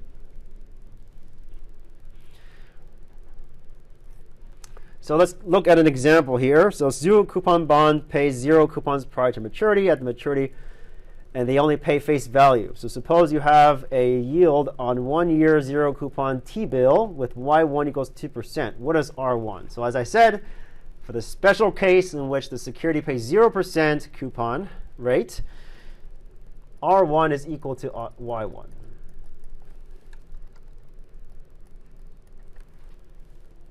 Which is equal to 2%. Okay. All right. Second part, suppose the price of a 1 year zero coupon T-bill with face value of $100 is $90. What is R1? So this is asking you to solve for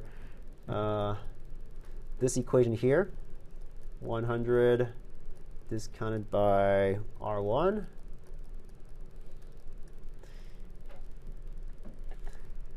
Right? And R1 is therefore equal to 100 divided by 90 minus 1.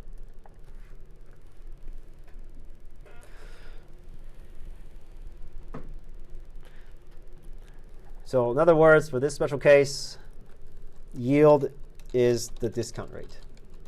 Right? That's what you should conclude for these special cases, for zero coupon bonds.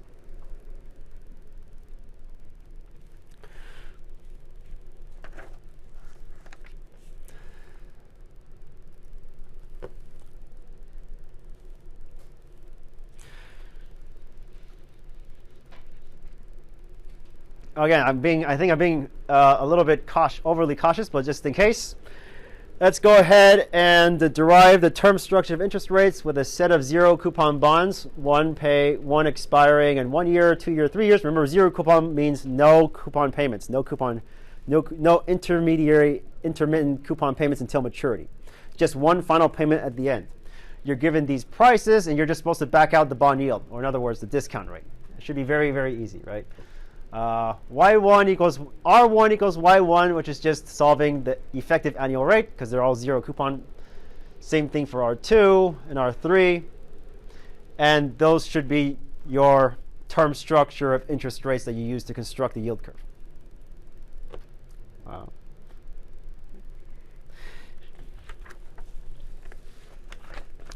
All right, so what if we don't have zero coupon bonds and we have only coupon. We have some zero coupon, and we have non-zero coupon bonds. The way to derive the term structure in this case, you have to be a little bit clever. You have to kind of build these synthetic portfolios of bonds that kind of match the cash flow payments of a theoretical zero coupon bonds, okay, to derive the proper interest rates to construct the term structure. So I highlighted here the basic idea is to create a portfolio of bonds at exactly the same cash flows as the zero coupon bond, and then use that portfolio to back out the bond yield, and then use that as the term structure of interest rates. So let's use an example. So suppose you have two treasuries. You have a bond A, which is a 6-month zero coupon bond with face value of 100. So zero coupon, again, no intermediary payments, only one final payment at the end of maturity.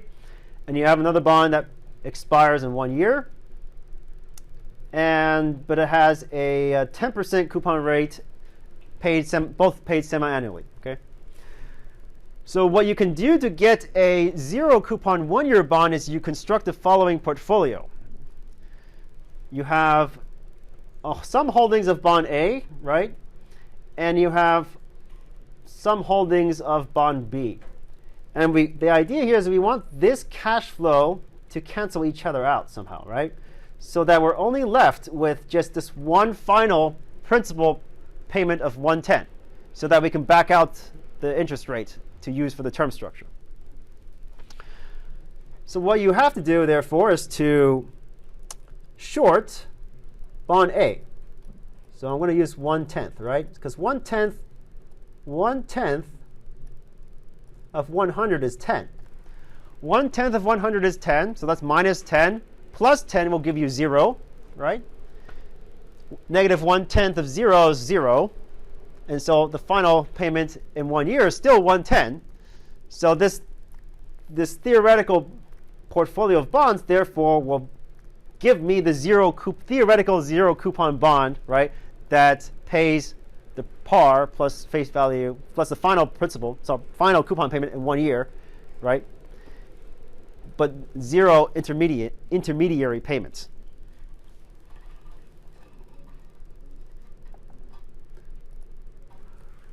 Now, if you're given prices, we should know precisely how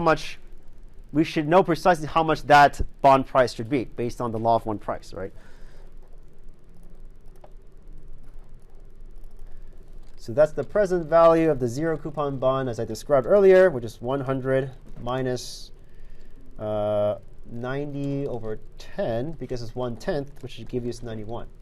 So I give you the price in this first column, right? I'm shorting bond A, so it's minus, but I'm only buying 1/10 of it. So 90 over 10. Subtract that over 9, right? So 100 minus 9 to give you 91.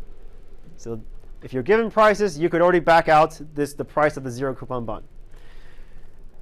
And with that price, you can back out the effective annual rate, right? 100.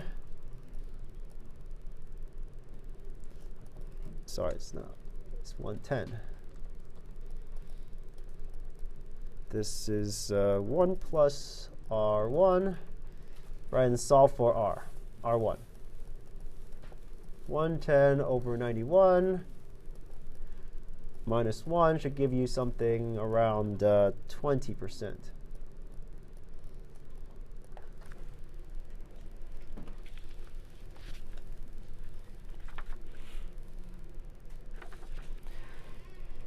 Agree?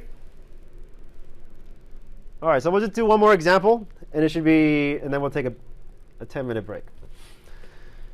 All right, so something a little bit more complicated. Suppose you have the following prices for each of these different bonds. Each of them have a face value of 110, semi-annual coupon payments. So bond A and B are T-bills, no coupon payments.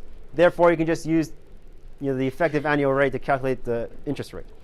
But C is a bit complicated. You have a 6% coupon rate, again, semi-annual, up to 18 months. So that's 1 year and a half. Okay. So again, we're just going to construct a portfolio of bonds to create a zero coupon bond that expires in 1.5 years. All right. So because they are zero coupon, right? Very easy to calculate the the interest rate. So given these two numbers, we can help us in the next part, right, is to construct a synthetic portfolio of bonds that matches the interest payments timeline as a zero coupon bond. So the task at hand here, right, is to remove these coupon payments, right, between starting today all the way to 1.5 years. So we only need 3 out of 100, 3% of bond A, right, and 3% of bond B. Short these two bonds, right, and we'll cancel out the coupon payments here. Because there's 0 here, so it's 0. And so if you short bond A and bond B by 3%, then we will have effectively created a zero coupon bond, right, with a final payment of 103 in 1.5 years.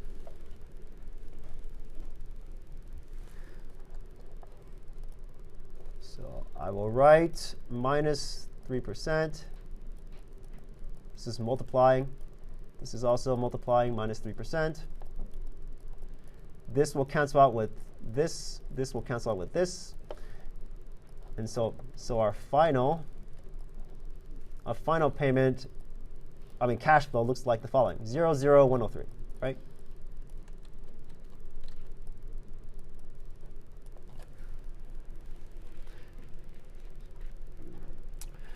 So I wrote, so this is what I wrote, right? Same thing as previous slide, right?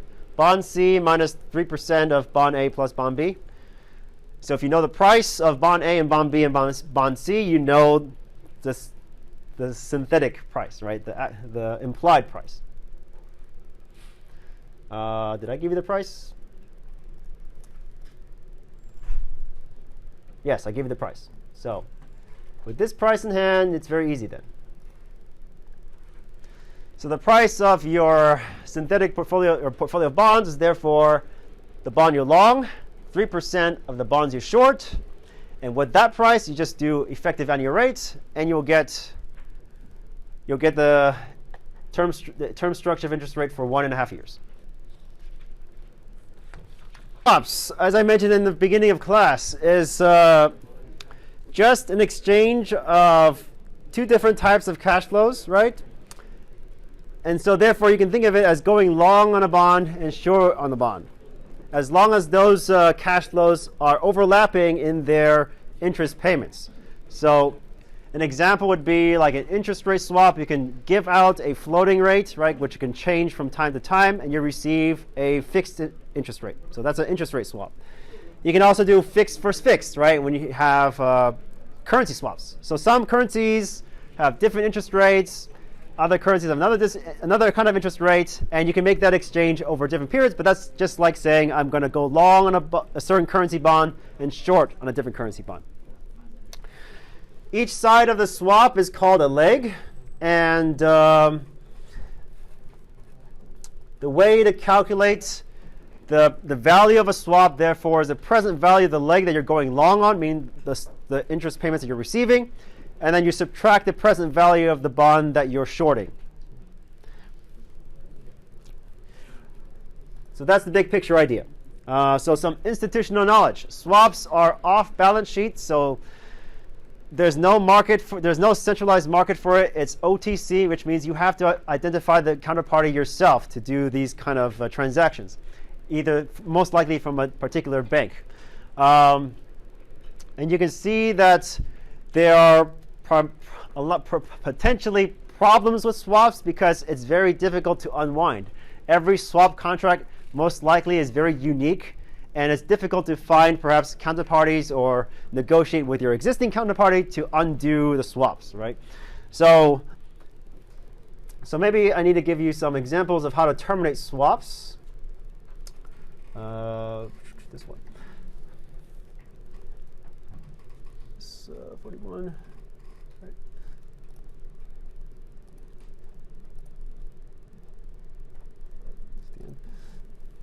Oh, okay. So let me talk about, so I talked about this. Interest rate swaps, currency interest rate swaps.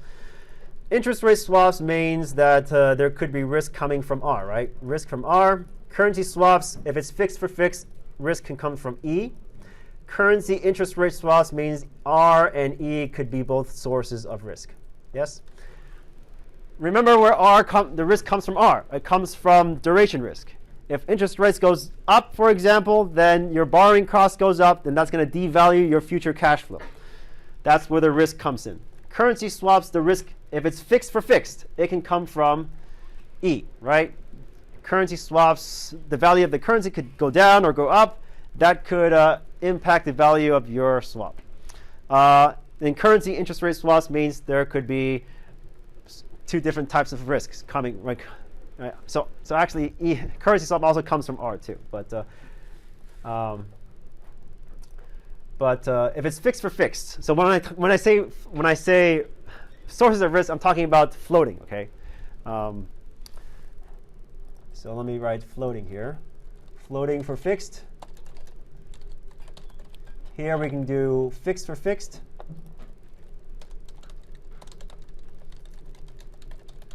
And here we can do fixed for floating,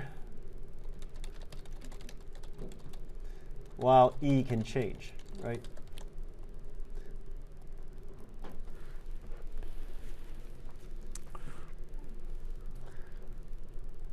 All right, so maybe I can give you, let me give you an example here, what a swap contract looks like using a timeline. So suppose I have, let's look at 3 years, okay? Let's look at a 3-year swap contract on $100 million USD notional value. I'll talk about terminology soon, okay? You have fixed at 5%, fixed interest rate at 5%, and a floating rate at LIBOR, okay, which is no longer quoted, I believe. But anyways, imagine there is another benchmark for a floating interest rate. Let me write out the dates: 0.5, 1, 1.5, and then I'll talk about the terminology. 2, 2.5, and 3. And LIBOR, floating, cash flow, fixed cash flow, and net cash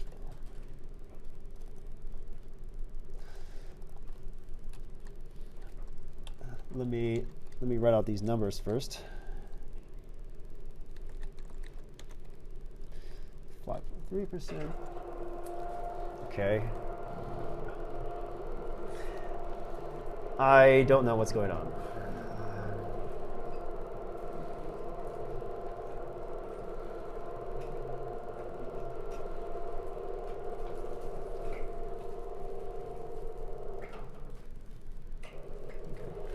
Anyways.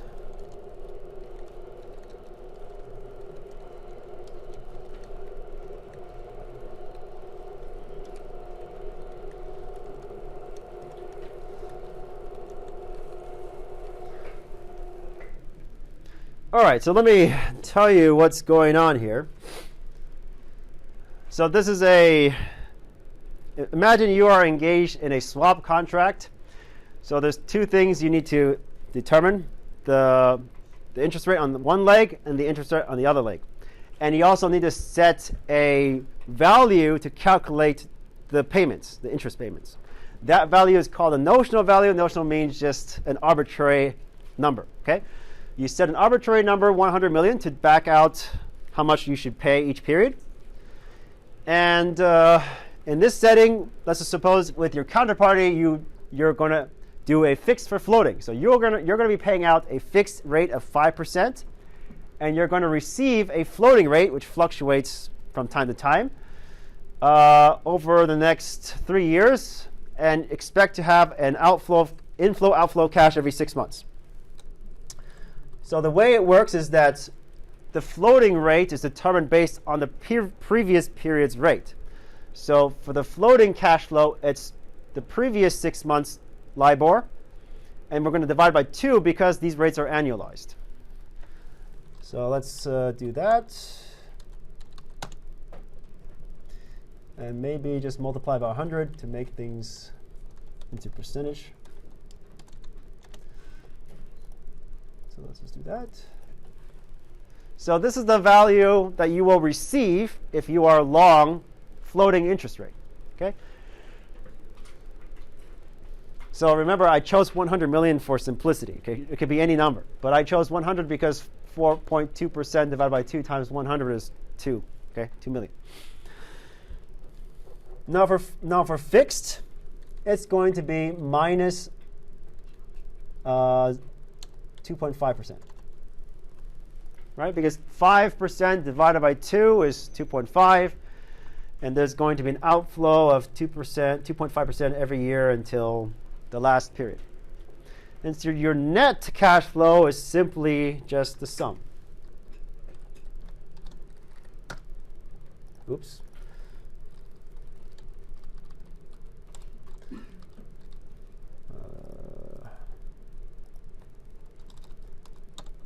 So I'll just keep it like this then.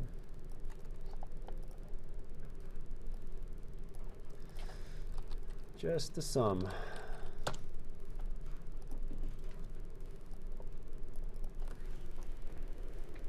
So this is what a swap contract would look like.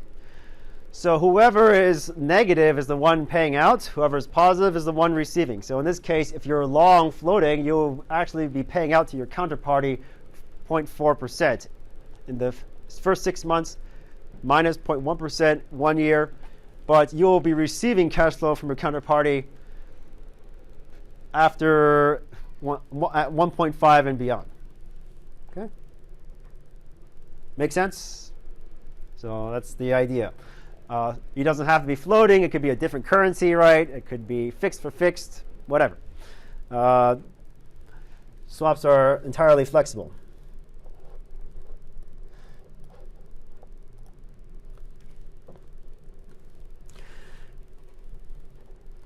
All right, so sometimes we're not even talking about interest rates. We can also talk about credit default swaps. So this is something that was big during the 2008-2007 financial crisis. So these are a bit different. So in this case, you have one counterparty, let's call it C1, demanding receiving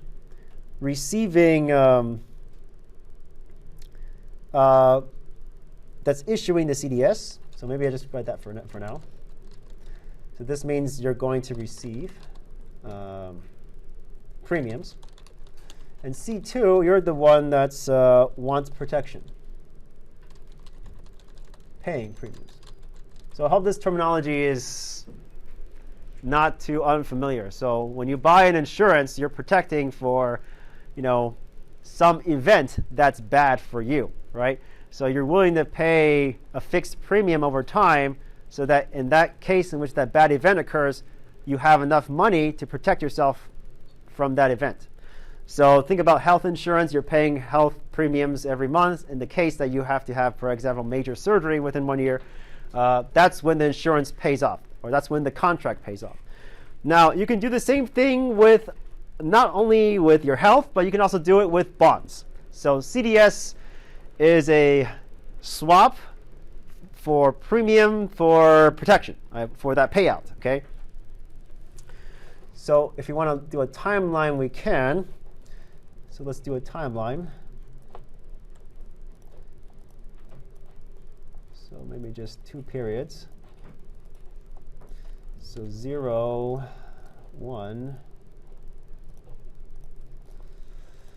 all the way to time t. So every period, C1 receives payment from C2, that premium, but we have to check if there's default. If yes, then you will pay the par value of the debt of the bond. C1 pays par value of bond. If no, no other transfers. Okay. So imagine you want to buy a CDS bond, a CDS swap on a existing bond, and you own this bond. Okay, you want to be protected in the case in which the issuer of the bond defaults. That means in the case in which you cannot receive interest payments anymore, you want protection in that scenario.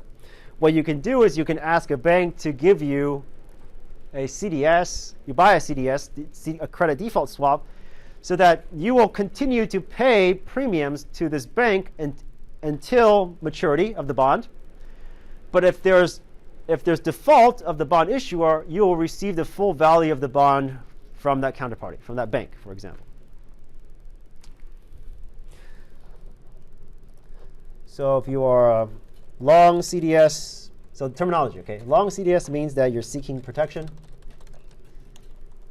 Short CDS, you are betting on default. So the CDS issuer is betting. Sorry, if you are a bondholder and you want protection, then you are shorting the CDS because you want protection against default. Or another way of saying you're betting on default. If you are long CDS, then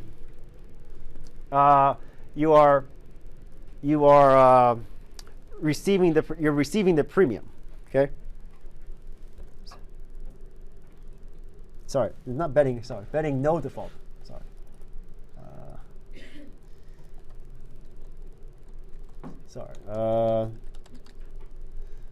Sorry, I got it backwards. This is betting no default. So I apologize. So long CDS means that you think default is likely and you need protection. So you're willing to pay out premiums to protect yourself against the likelihood that the bond issuer will stop paying interest payments. Short CDS means you're betting there's no default. So you're thinking that maybe I just collect premium until maturity. So those CDS issuers, those banks in 2008 were doing short CDS, and those smart people who were knowledgeable enough that realized that there was an entire bubble in MBS market, they were long CDS.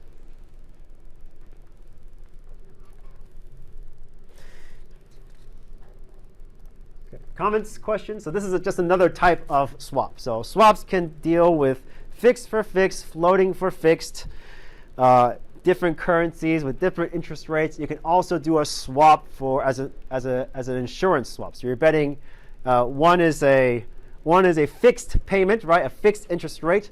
And then this is the risky part. It's no longer just a flexible interest rates, but it's the likelihood of default, in which case you have to pay out the entire par value of the bond at some unknown time period. Okay, so these are all potential swaps agreements that you can engage in.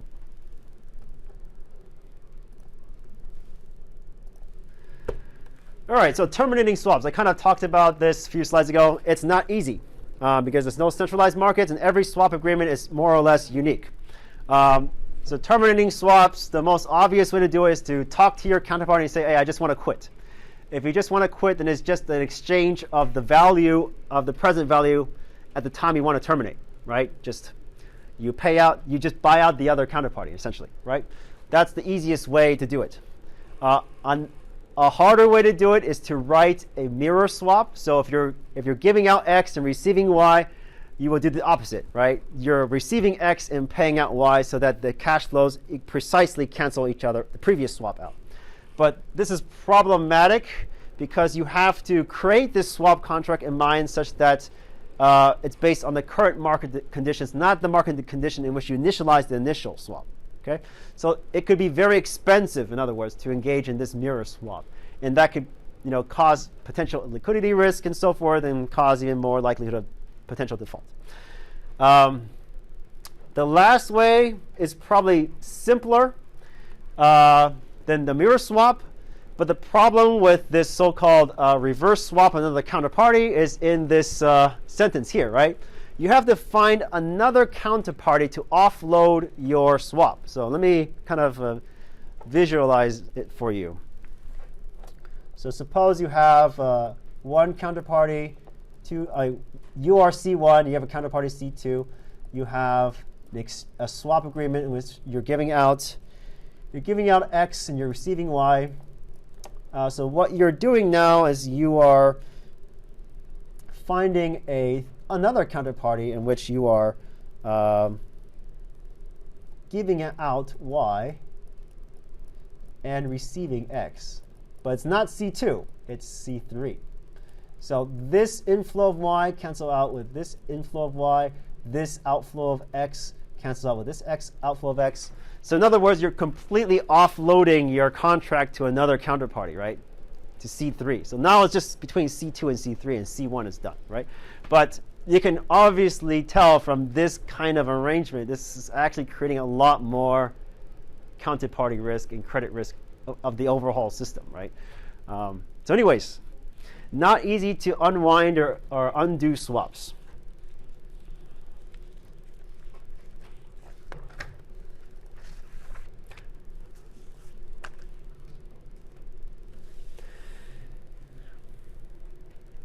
All right, so the motivations for using swaps, I think, is quite clear. You sometimes want to hedge against certain interest rate changes, so you prefer a fixed over a floating. But other reasons why you may want to engage in a currency swap is, for example, you may have a comparative advantage in borrowing in a certain currency than other countries. So it's much easier, for example, for U.S. companies to borrow in U.S. dollars than it is to borrow perhaps in euros from a European, getting credit line from a European financial institution. So what you can do is you can create a swap to receive euros, but somehow pay off your debt in U.S. dollars. That's entirely possible, right? So anyways, you just need to borrow money in USD, but then engage in a currency swap, right? That's how you kind of borrow in U.S. dollars, but somehow get euros in return, right, as coupon payments. Okay, so why would you want to do that? It's because a lot of times corporations have liabilities in different currencies, right? If you build a factory in China, you most likely will have to pay your construction workers in Chinese yuan, in which case you need to probably engage in a swap to mitigate long-term fluctuations of the Chinese RMB with respect to your home country's currencies.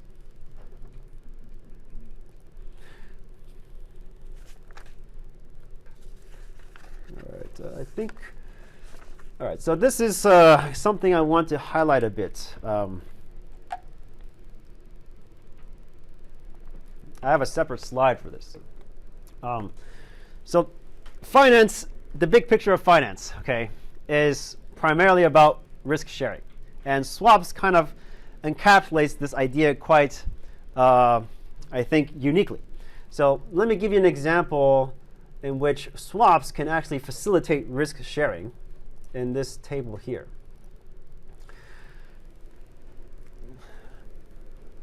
So suppose you have two firms that can borrow in two types of interest rates. One rate is fixed, and the other is floating. So floating just means, the interest rate can fluctuate over time. Fixed just means no matter where we are in the time period, that interest rate is constant. Firm A can borrow at fixed at 9%, whereas Firm B can borrow at 10.5%. For floating rate, Firm A can borrow at LIBOR plus a margin of 0%, whereas Firm B can borrow at LIBOR plus a margin of 0.5%. So just based on these two types of borrowing rates, you can tell that Firm A is actually superior, more creditworthy than Firm B, right? 9% is lower than 10.5%. They're given a lower interest rate. Most likely, it's probably better operations, better earnings than Firm B, and so forth. And so, yeah, a difference of 1.5% for fixed rate between Firm A and Firm B. For floating rate, we also see that Firm A has a lower interest rate than Firm B, right? Because the margin is 0% for Firm A, whereas it's 0.5% for Firm B. The difference, 0.5%.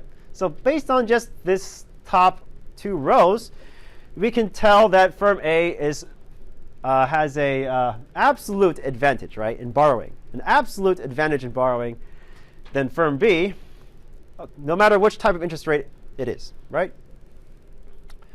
But if we look at the cross-section, right, between these two choices for each firm, we can tell that, in fact, firm B has a comparative advantage at borrowing the floating rate than firm A. You can see this by just calculating the difference, right, between fixed rate and floating for firm A. It's 9 minus LIBOR. For firm B, it's 10 minus LIBOR. So comparatively speaking, it's much more expensive, relatively speaking, for firm A to borrow at the floating than for fixed, because it has to give up 9%. But for firm B, it's giving up 10%. So the opportunity cost is actually lower or higher, okay, for firm B.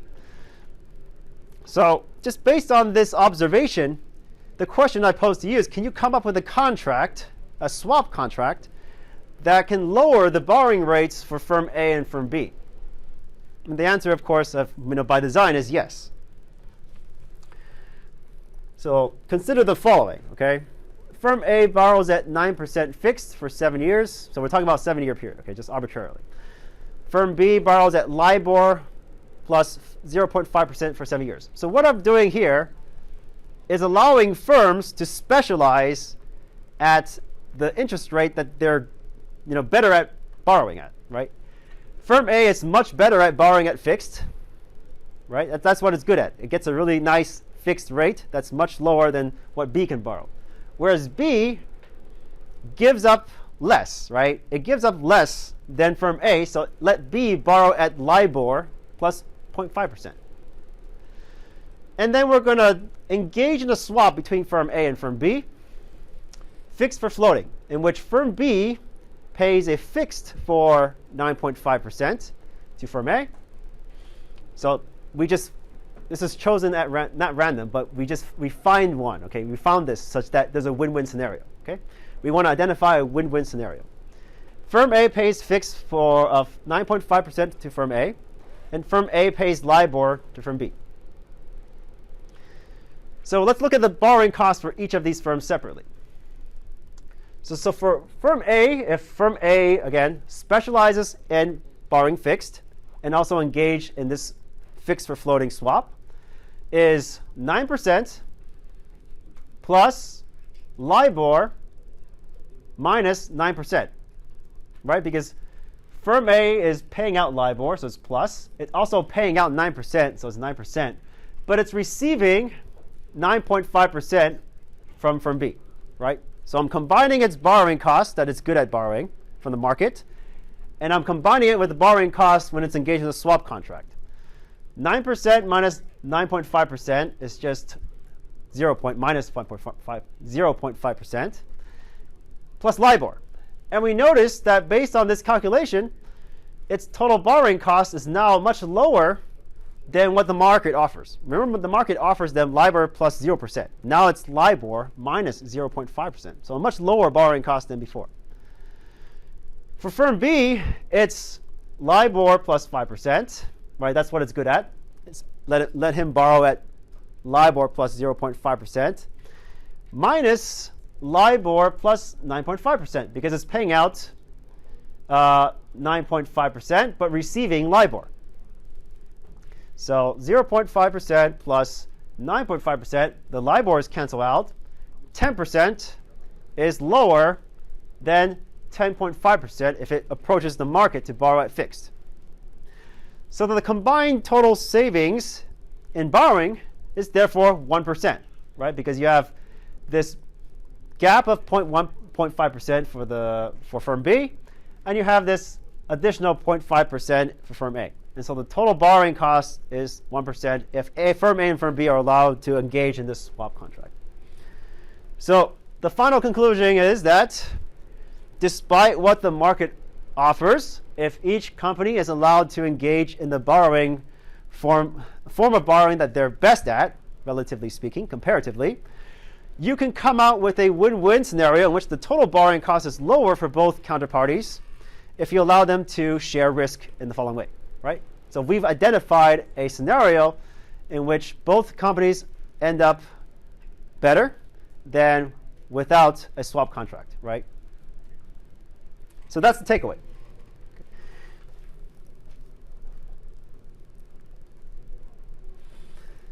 comments, questions?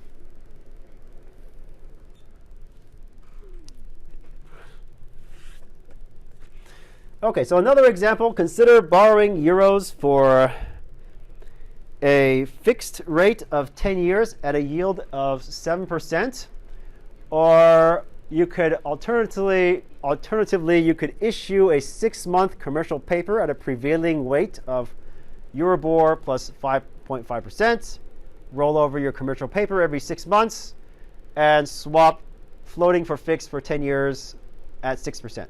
Okay, and then let me show you what that looks like at a timeline. So in the first scenario,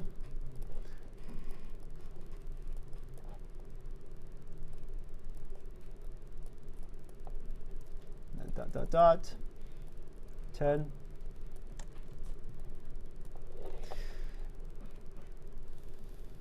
So what you could do is you could borrow. I guess I should use text here. So what you could do is you could borrow from C2, let's say $1 million or $1 at time 0. And then in time 1, you would pay out 7%. Okay. So that's what the arrows mean. So arrow going towards C1 means that you're borrowing some amount of money, and then you're paying out 7% all the way to 10 years. So that's one way to borrow money, right? 7%. Alternatively, you can do something a little bit more sophisticated.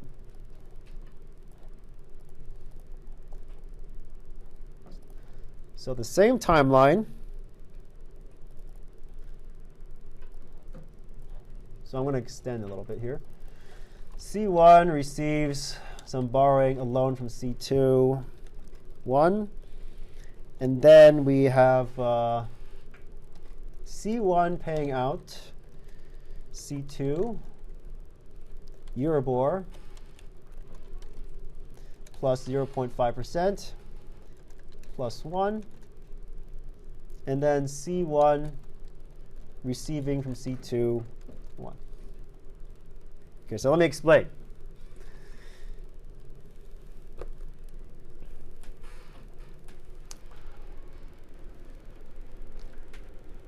So you issue a 6-month commercial paper every 6 months. So that means that you can borrow today, but you have to reborrow again the next period. So here we borrow 1. Next period you return that 1, but you have to reborrow, right? But at the same time you're engaging in this contract too, right? You're engaging in this swap.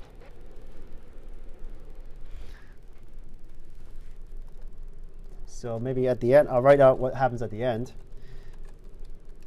C1 pays C2 1 plus Euribor plus 0.5%. No longer need to roll over, okay?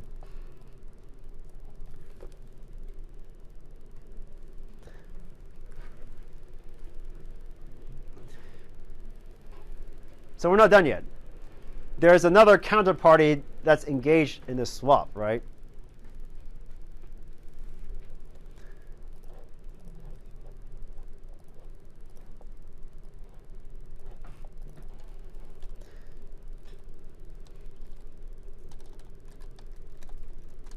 So if you want to engage in the swap, it will look like this.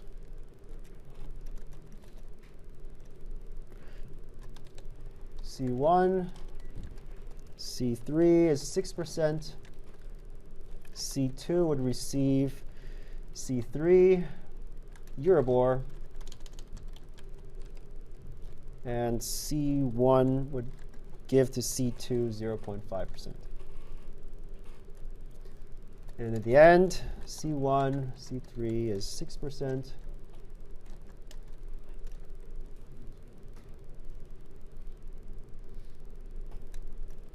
C1, C2 is 0.5%.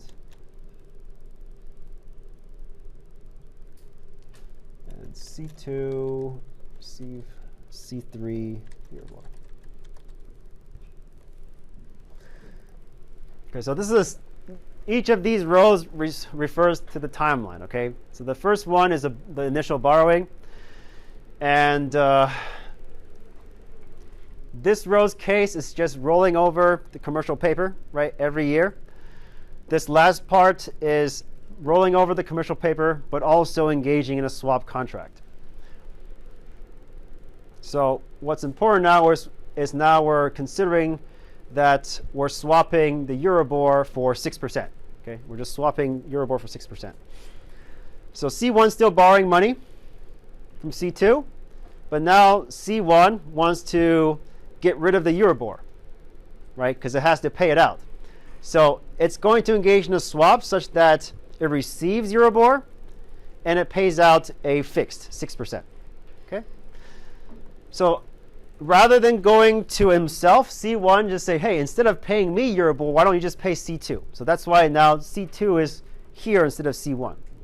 Okay. And so, and then C1 gives C2 0.5%. The leftover, right? What's left, right? It's paying out Euribor and now still has that fixed term. So its total cost is 6% plus 0.5%, right?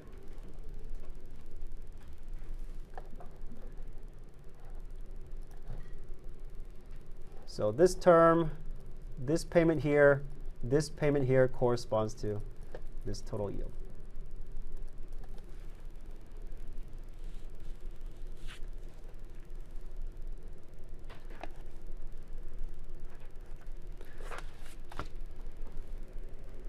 Okay. All right, so let me summarize again. So imagine you are borrowing money.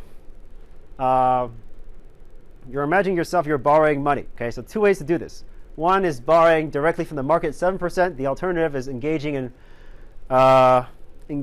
in the market and borrowing at 1%, one period at a time. So you have to roll over this debt over and over again. So that's what commercial papers are. They're just very, very short-term debt, but they typically are benchmarked to a floating interest rate because it's such short term. You can lower this, you can convert this floating to a fixed by engaging a swap because maybe you prefer fixed, right?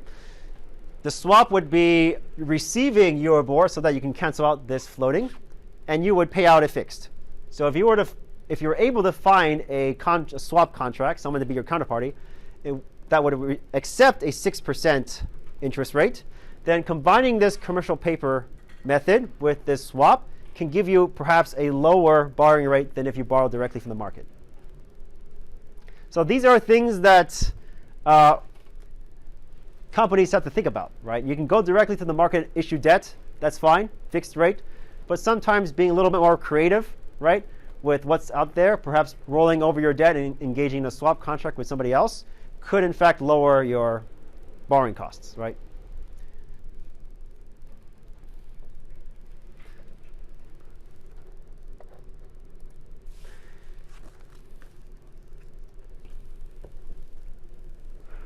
All right, so as I already said, swaps primarily used for risk management. So in the other case, you can obviously tell what the trade-off is, right?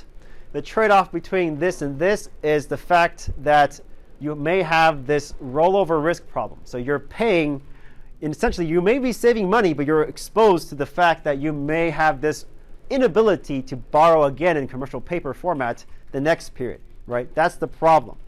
So swap contracts from a risk management perspective just helps the CFO pinpoint exactly what sort of risk they're willing to tolerate. So in the previous example, if you can tolerate rollover risk, the ability to refinance yourself every period, fine, you can get a lower borrowing costs. If you're better at borrowing in another currency, that's where swaps come in better as well. If you're able to tolerate floating for fixed, that's another way to kind of lower your borrowing costs.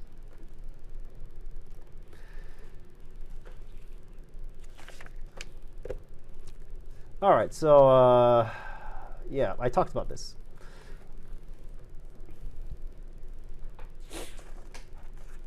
All right, let's go over some examples. So suppose there is a company called Food and Drink Incorporated, and they have a 5-year, $100 million floating rate loan. at LIBOR plus 3%. This swap converts its loan into a 5-year, $100 million fixed rate loan. Okay, so let's draw a timeline to visualize what that looks like.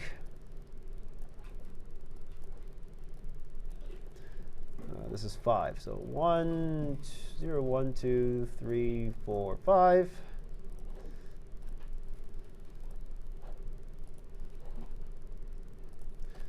Zero, 1, 2, 3, 4, 5.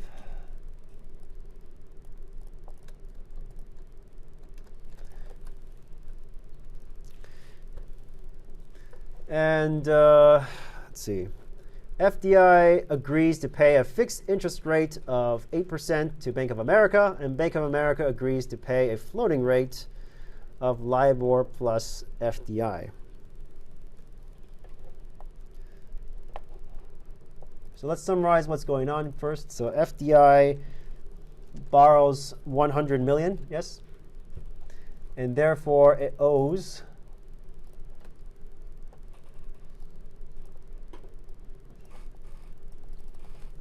owes 100 million times 1 plus LIBOR plus 3%, right? That's the final payment, right? All right, so it doesn't like the LIBOR, right? It doesn't like the LIBOR because each period it has to pay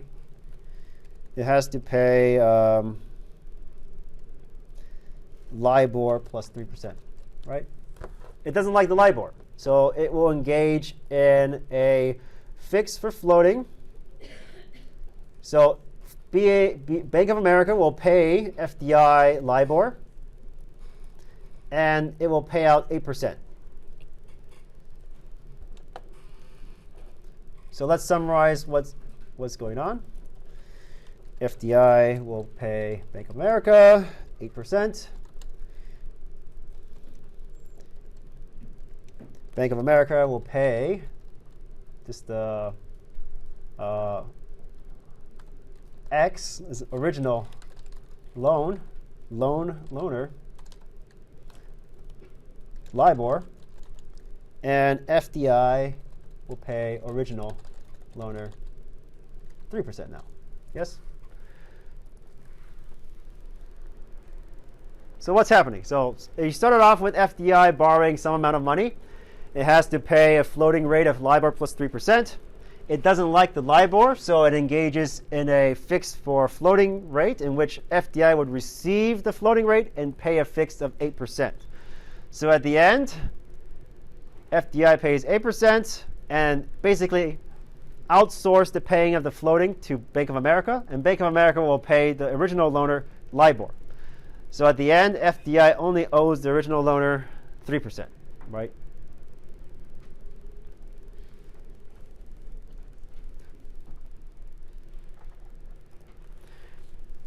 So at the end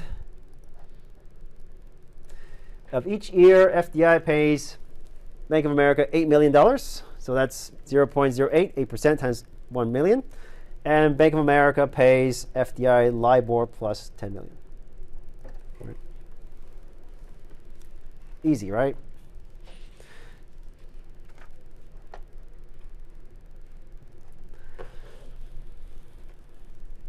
All right, interest rate swap example. Suppose another example. Suppose SWD issues a 3-year, $10 million bond at LIBOR plus 2% and wants to create a fixed rate liability. The CFO of SWDI calls a swap desk at Citi and finds that they enter into a swap to pay a fixed interest rate of 7.5% and receive LIBOR. What is the effective interest rate of SDI will pay? All right, so let's start out with the original bond that they issued. So that's LIBOR plus 2%, right? Now they engage in a swap contract in which they pay out fixed to Citibank, so 7.5, and they receive LIBOR. LIBOR cancels out with LIBOR, so the total borrowing cost is now just fixed, 9.5%. Therefore, not exposed to interest rate risk because LIBOR is no longer part of their borrowing cost equation.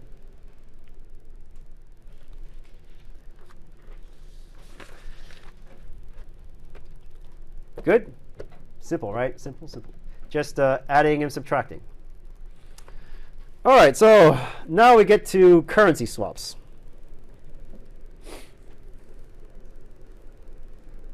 So we are going to view valuation of currency swaps primarily in this bond portfolio interpretation. And therefore, it's quite simple to value these swaps because all we have to do is manipulate the DCF, the present value formulas, right? The inputs are, you should know, it's just R and E, right? Those are the two parameters to think about in which the value of these swap legs differ. Remember, the total value of your swap is just the total value of your bond portfolio. So the present value, which is the interest payments that you're receiving, that's a plus, minus the interest payments that you're paying out. So it's a minus. So plus something, minus something. All right, so we have an initial setup in which we assume that the interest rate is 2%, 6%. We're assuming that the term structure, for simplicity, that it's flat. So your coupon payments and your discount rate are the same, just for simplicity. Okay. So initial coupon payment, coupon rate, and discount rate is the same, but the discount rate can change. Yes, that's the difference here.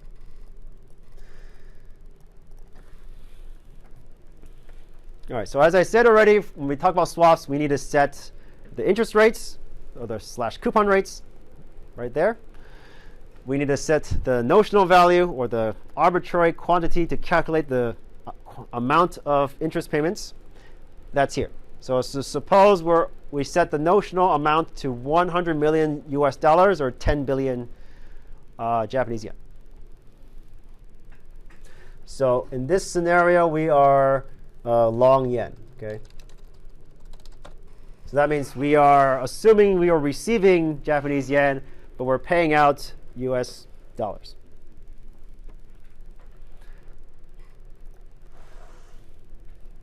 So given this setup, we can characterize the swap agreements in two parts. The first part is the first 4 years, and then the last part is the final payment. Okay, so this is the swap of the notional value, or the principal value of the bond. Okay, so the first 4 years, if you're long yen, you will receive 200 million yen because it's 2% times 10 billion. Okay, so 2% times 10 billion is 200 million yen per year.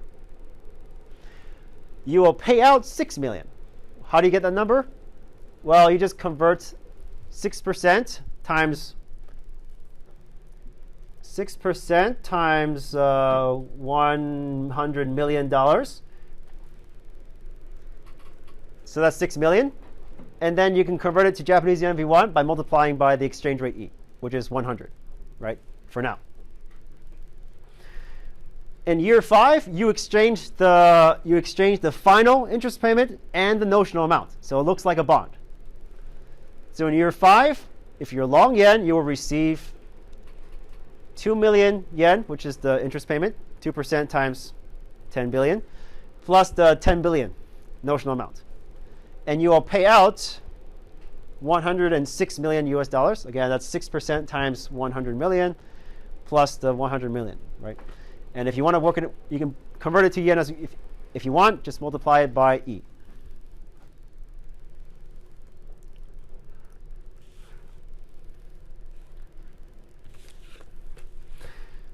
You should double check yourself, okay?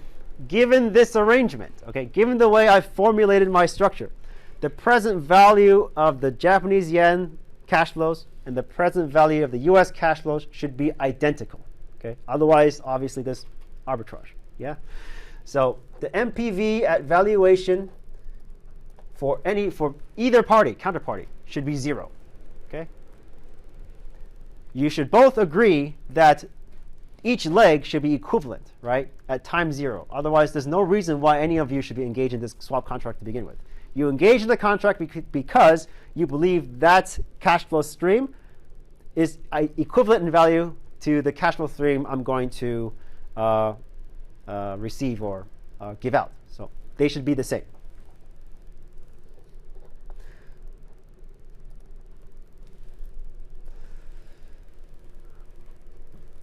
All right, so what happens when there's risk, right? What happens when you have not only exchange rates changing, but also interest rates changing? So suppose now, rather than the exchange rate being $100, 100 yen per US dollar, it's now 90 Japanese yen per US dollar. So the Japanese yen got stronger. So this is helping you. So as you should expect, after 1 year, your leg should be more valuable than the dollar leg, yeah? All else equal. Now suppose interest rates also dropped by 1% on both sides. Okay, so 2% to 1% and 6% to 5%. So the first question is, what is the payment at the end of 1 year? So suppose these changes occur after 1 year. Okay, so the payment at the end of 1 year is whatever I just described, right? It's this part, right? At the end of 1 year, you get this. But after 1 year, the value of the bond, dollar bond, and the value of the yen bond going to be totally different. And we can go ahead and calculate this. So let me do that.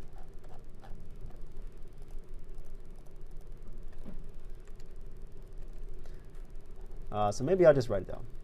So the value of the bond leg, the dollar bond, is 1.05 plus 6 plus 1.05. That's not going to work. Sorry. Let me do this. So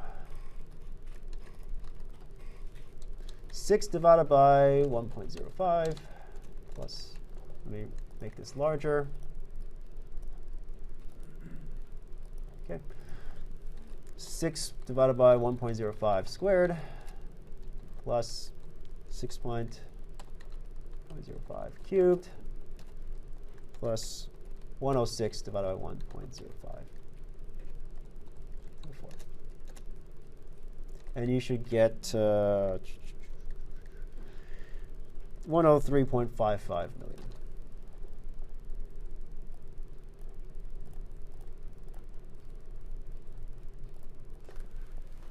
So this is the present value of dollar. PV of USD leg. Okay, let me explain. So where does this 6 come from?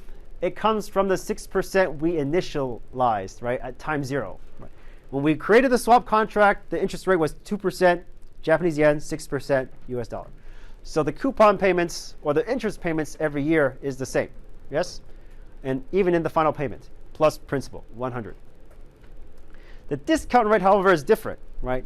All interest rates fell on both sides, in Japan and US, so the discount rate is now lower, which actually elevates the value, right? Elevates the value of the US dollar leg. So if you calculate the present value for the US leg, you should get $103 million USD. So maybe write USD. Now if we do the same for Japan,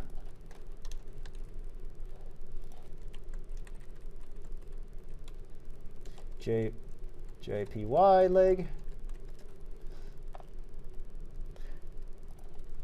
200, 200, 200,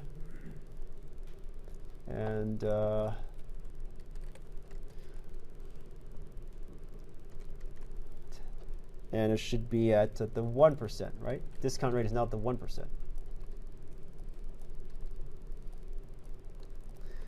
And that value should be 10,390 JPY. So again, the 200 comes from the initial 2% that was initialized at the beginning of the swap contract, stays the same. What's different now is the discount rate, 2% to 1%. That's the value of your Japanese leg, Japanese bond. So if you are long Japanese yen,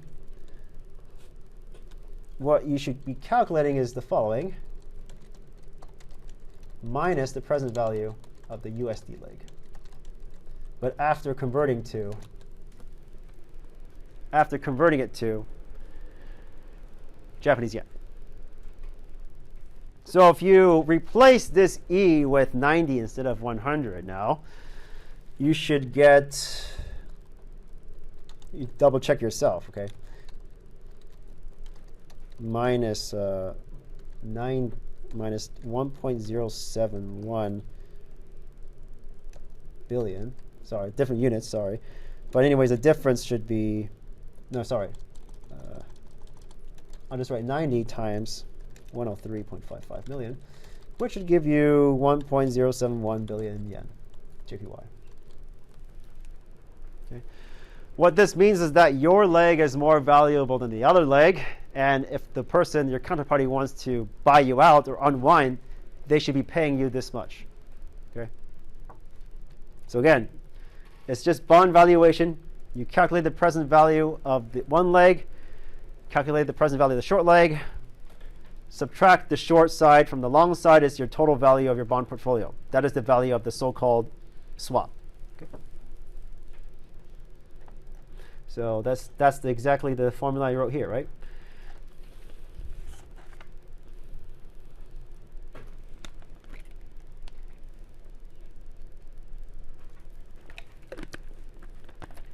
All right, so